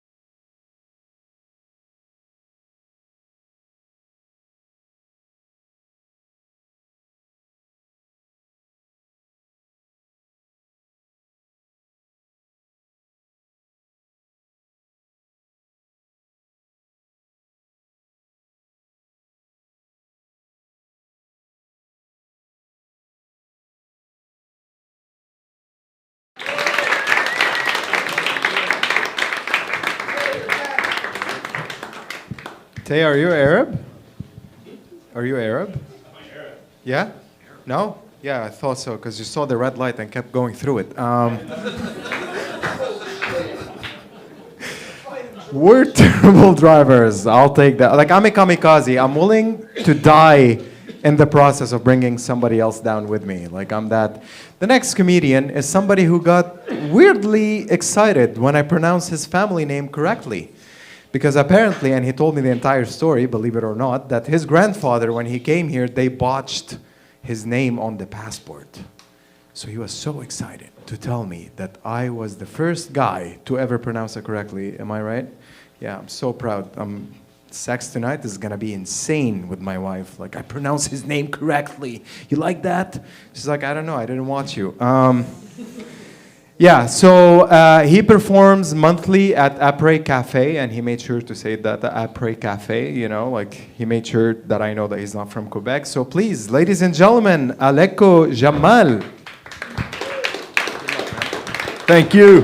Yes, I know. Thank you. Aleko is a weird name, right? It's kind of weird that you gotta lie about it at Starbucks because they never get it right. It also sounds like a drink you would get at Starbucks. Like, could I get a double orange mocha frappalecco? Sure. It is the right amount of weird, though, that I lean into it applying for a job because I present as white, but I'm tan enough that I shouldn't go to the United States right now, so I'll be whatever they need me to be to get that job. Recruiter looks at my resume. Oh, Aleko, we could use a they, them. Yeah, sure. I will be whatever you need me to be. I will check every DEI box like we're playing tic-tac woke.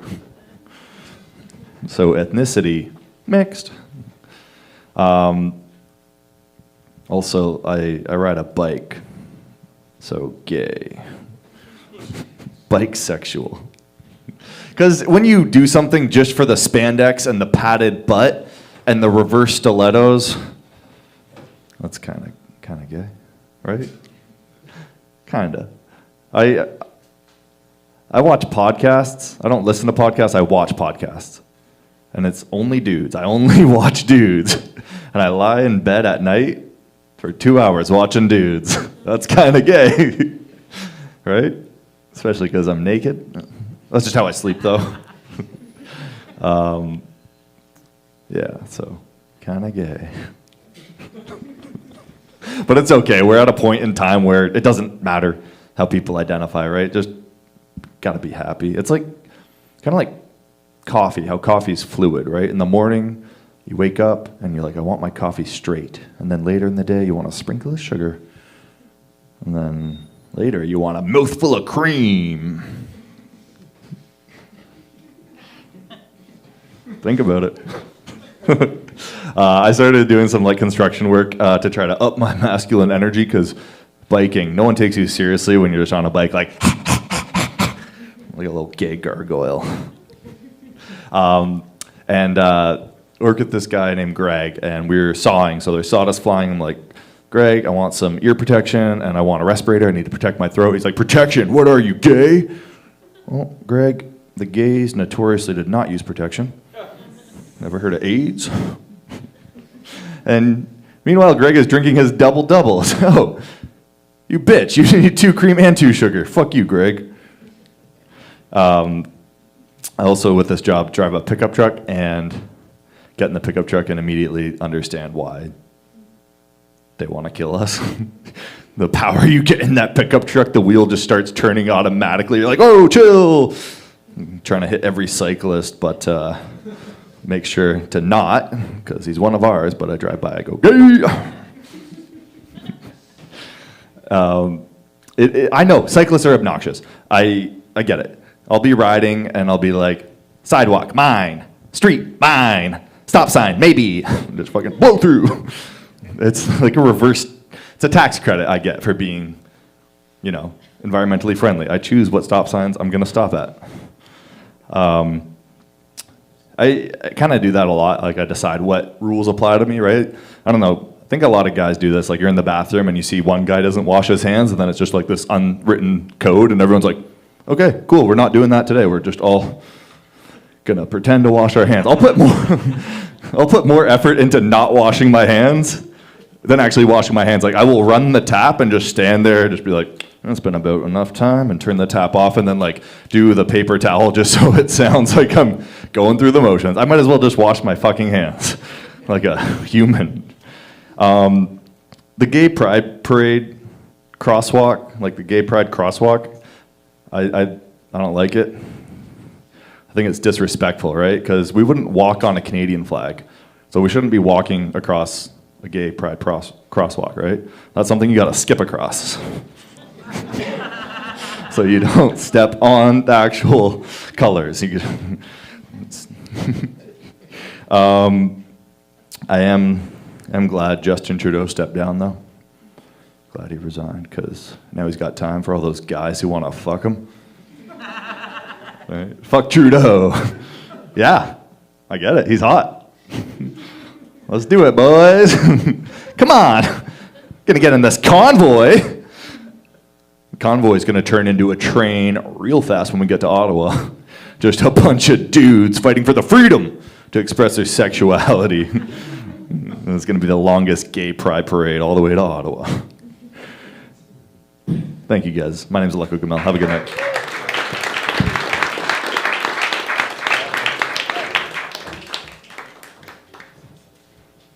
Give it up for Aleko. So, question. Somebody wrote their name for the 3-minute sets. I couldn't read it, so if you can please just meet me there.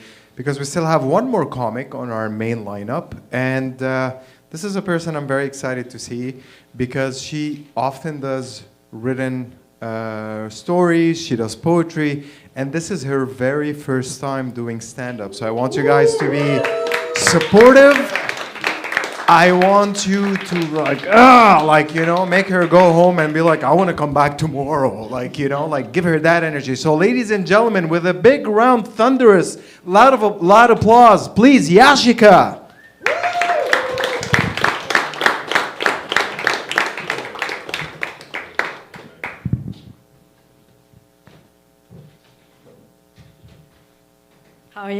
How are you all doing tonight? So I am a spoken word poet, but my life has sort of taken like a comedic turn. So here I am. Hopefully, if all goes well, this is my first poetry comedy open mic. So if all goes well, you guys won't be laughing for the next 5 minutes. So I'm somewhat of what people may call like Instagram influencer. Don't judge me yet. But I self-publish books, like dark and melancholic books about, how I keep ruining my fucking life. And somehow people like that. People like relating to that. And yeah, sometimes my Instagram blows up, so I post consistently. But one very important thing to know about me is I fucking hate Instagram Reels. I hate Instagram Reels. First of all, there's people there's this type of content that they're just doing the most random dumb stuff ever. There was this guy, he was silly dancing and stuff, doing penguin sort of silly moves and stuff. And he's got 10 million views. All right, bro, whatever that means. And then there's this girl, and she's screaming in anger and cutting off this Barbie doll's head, and then she throws her on the ground, and she's like, fuck, bro, fuck. And, she's just sort of brutalizing this inanimate little object, and someone in the comments is like, smoke a joint, girl, and he's not wrong. But, yeah. And then there's this second type of stuff which is really pathetic to me, and that's life positive, body positive stuff. And these people are just they wake up in the morning, they're taking a selfie, and they're like, even if you have acne, you are loved. What the fuck does that mean? I don't know why people think if you have acne, if you're too fat, if you're too skinny, that you need some form of hope or something. But bro, those are the most resilient people I know. The insecure ones, that's how they're made, bro. They don't need your fucking shit. there's like wars happening in the country. There's like homeless people out on the streets, and you're fucking talking about you. I'm like, you're loved and shit. Bro, they know that. They don't need your fucking whatever. But yeah, and then there's the really wild sort of content. This is like really, you know, witchy stuff, like bright candles and stuff, and like dead, you know, Satan skulls or something.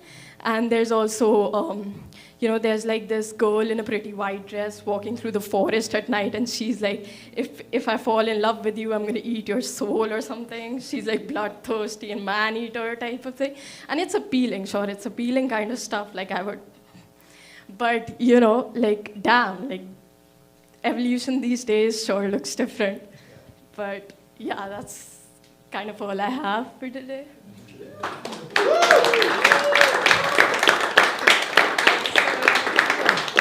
Wow, give it up, give it up. Good job for your first time. That was really great.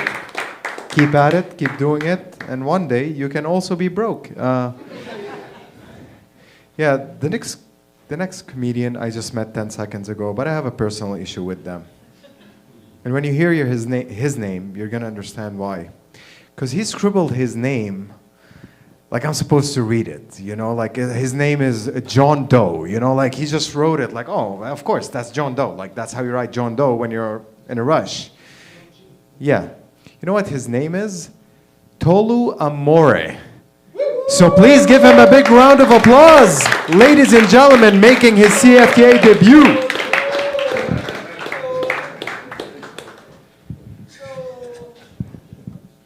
How you guys doing? Yeah, okay. Yeah, I fuck a lot of white women. Not that I try to, it's just the ones that I attract, right? Like, look at me, I got Zara pants and an H&M t-shirt. They're like, oh, he's sensitive. I can get to know him. When I was a kid, I skateboarded a lot. Like, you know when you like watch Tony Hawk Pro Skater, that like black skateboarder there? That was for me. You can say thank you for your service. I did that for you guys. Like max speed, like on the stats, max speed. That's what I did for you guys. The cops are like, yo, he's fast as fuck. Hell yeah, he's faster than Tony. That's me. Dating's tough in general. Like you're supposed to go for like the green flags in life. I go for the red ones. You know, like I went over to this girl's house. She had like a knife near her bedstand. And I was like, why do you have a knife? She's like, oh, if you underperform, I'm gonna cut your dick off. And I knew she was the one for me. That's my type of chick. Like she was really into like serial killer movies and shit. We're watching like How to Get Away with Murder. And I started choking her. And she's like, choke me hard. I started choking her harder. And she's like, afterwards I was like, yo, where do you learn this? She's like, oh, my fantasy is to get choked out by Ted Bundy. I said I'm more of an OJ guy myself. Drive off on a white Bronco, throw the knife out the window. People on the side of the highway, go OJ, go. My cousin, he paid a cop $20 to tase him. I was like, dude, I'll do that shit for free. You know how long I've been hating you? Like, I'll tase him and be like, yo, give me those Pop-Tarts. No? A little more? I watched a lot of cop videos. I know how to tase someone. I got stuck at the airport. because Air Canada's on strike right now, which is like super weird, but I was just thinking, man, if I get stuck at the airport, how crazy would that be? Like zombies, for example. It was like apocalypse, and I'm at the airport. And I had to learn like one language. What would it be? And I thought to myself, I was like, man, I hope it's not Arabic. Because that would be like the toughest language to learn, you know? Like everyone's boarding the plane, everyone's rushing to the plane, I'm running. I'm like, yo, you better not fucking leave me. People don't want to board a plane if someone's speaking Arabic. It should be like Spanish or something. Something sensual, something sexy. Like, yo, mom, I'm coming to get... I don't know. What, I have 3 minutes?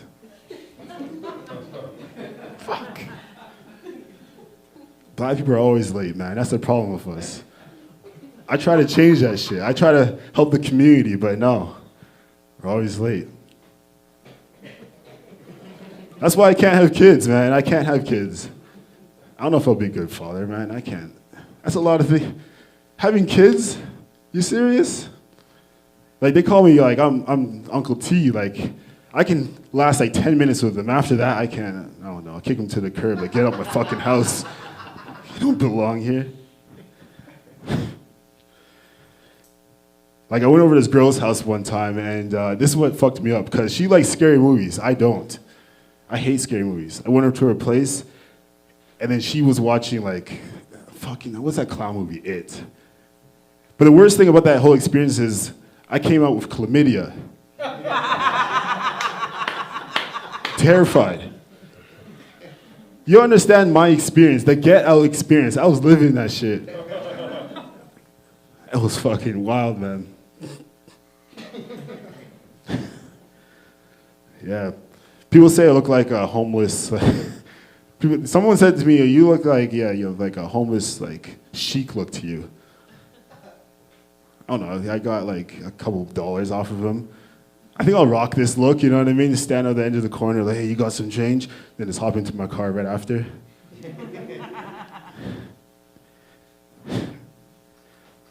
I like cars a lot. But I feel like an asshole if I like certain cars, you know what I mean? Like, I like Mercedes-Benz Jeeps. Like, if I had one, man. People are always assholes. Like, you know how people drive Teslas? And like, oh, this guy's a fucking asshole. Get him off the road. If I drive a Tesla, if I drive a Jeep G-Wagon, I'm going to park on someone's grass to my friend's house. I'm going to be like, I don't know. He is eco-friendly, man, so. All right. Thank you so much, guys. Appreciate you.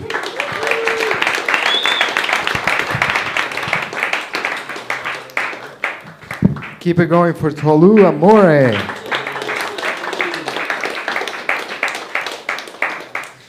Guys, I'm sad because we're reaching the end of the show. There's one more comic that has 3 minutes on stage, but after that, we have to bid you all adieu. That's French, by the way. And we hope to see you next week. So without any further ado, I don't want to extend your torture. Please help me welcome with a big round of applause, JB, our last comic for the night.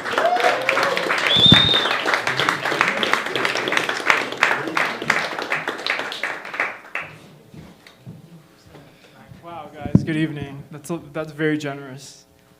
I'm not a comic, but I'm here to try tonight.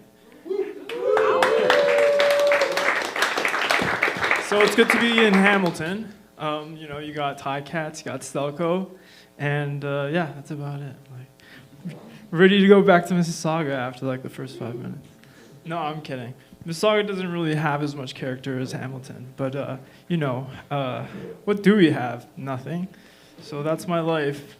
30 years of nothing in Mississauga. At least you guys have Stelco. Never be, appreciate the small things in life. Well, yeah, it's Thursday. Any plans for the weekend? No? My life is boring as shit.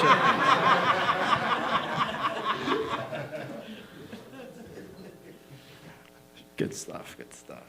Yeah, so it's the weekend. Literally, Mississaugian. Nothing to do. So this might just be my weekend, on a Thursday. And then some Netflix and some Vikings and maybe some masturbation. Who knows? Who knows? Maybe not though. I'm a Mississaugian. Fucking dull as shit. But that's Canadiana, right?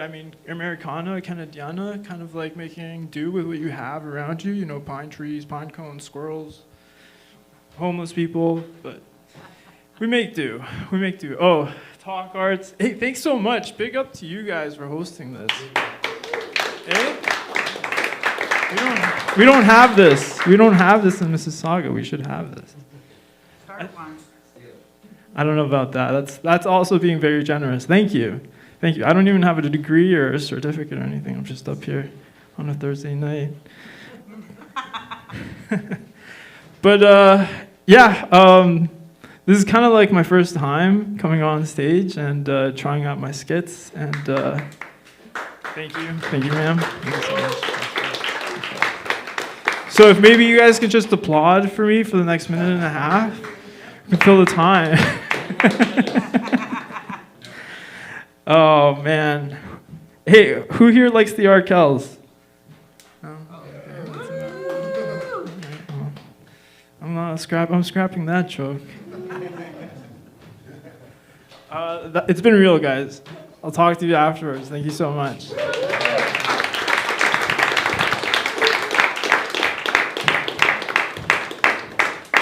You seriously drove from Mississauga to do that? Joking. It was his first time, guys. Come on. Give him a round of applause. It takes some big cajones to be on stage. Not you, Yashika. It takes a different kind of strength. But yeah, it takes strength. So good job, man. Thank you guys for showing up to CFTA. Thank you for making our night. I hope you enjoyed your night. Please don't forget, if you want your video, it's behind the bar. It's $10, 5 cameras, edited, beautiful, with music, and we can put you in a naked porno if you want. Like, up to you, absolutely. We'll do anything for $10, guys. But other than that, thank you so much. Check us out next week. We have an open mic. It will be hosted by... Cool, I'll fuck myself. Thank you. I've been George Tarabay. Enjoy your evening.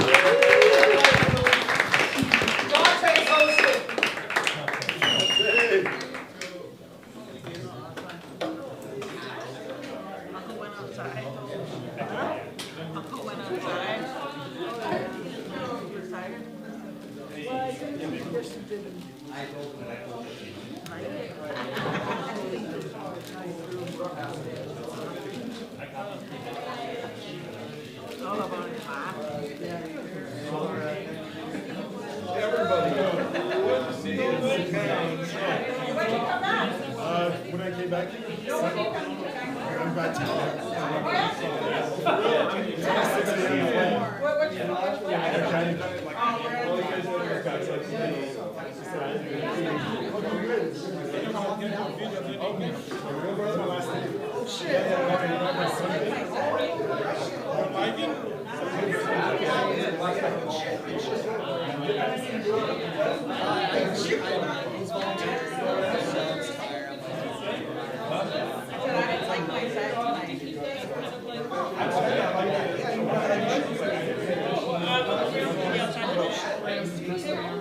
All right.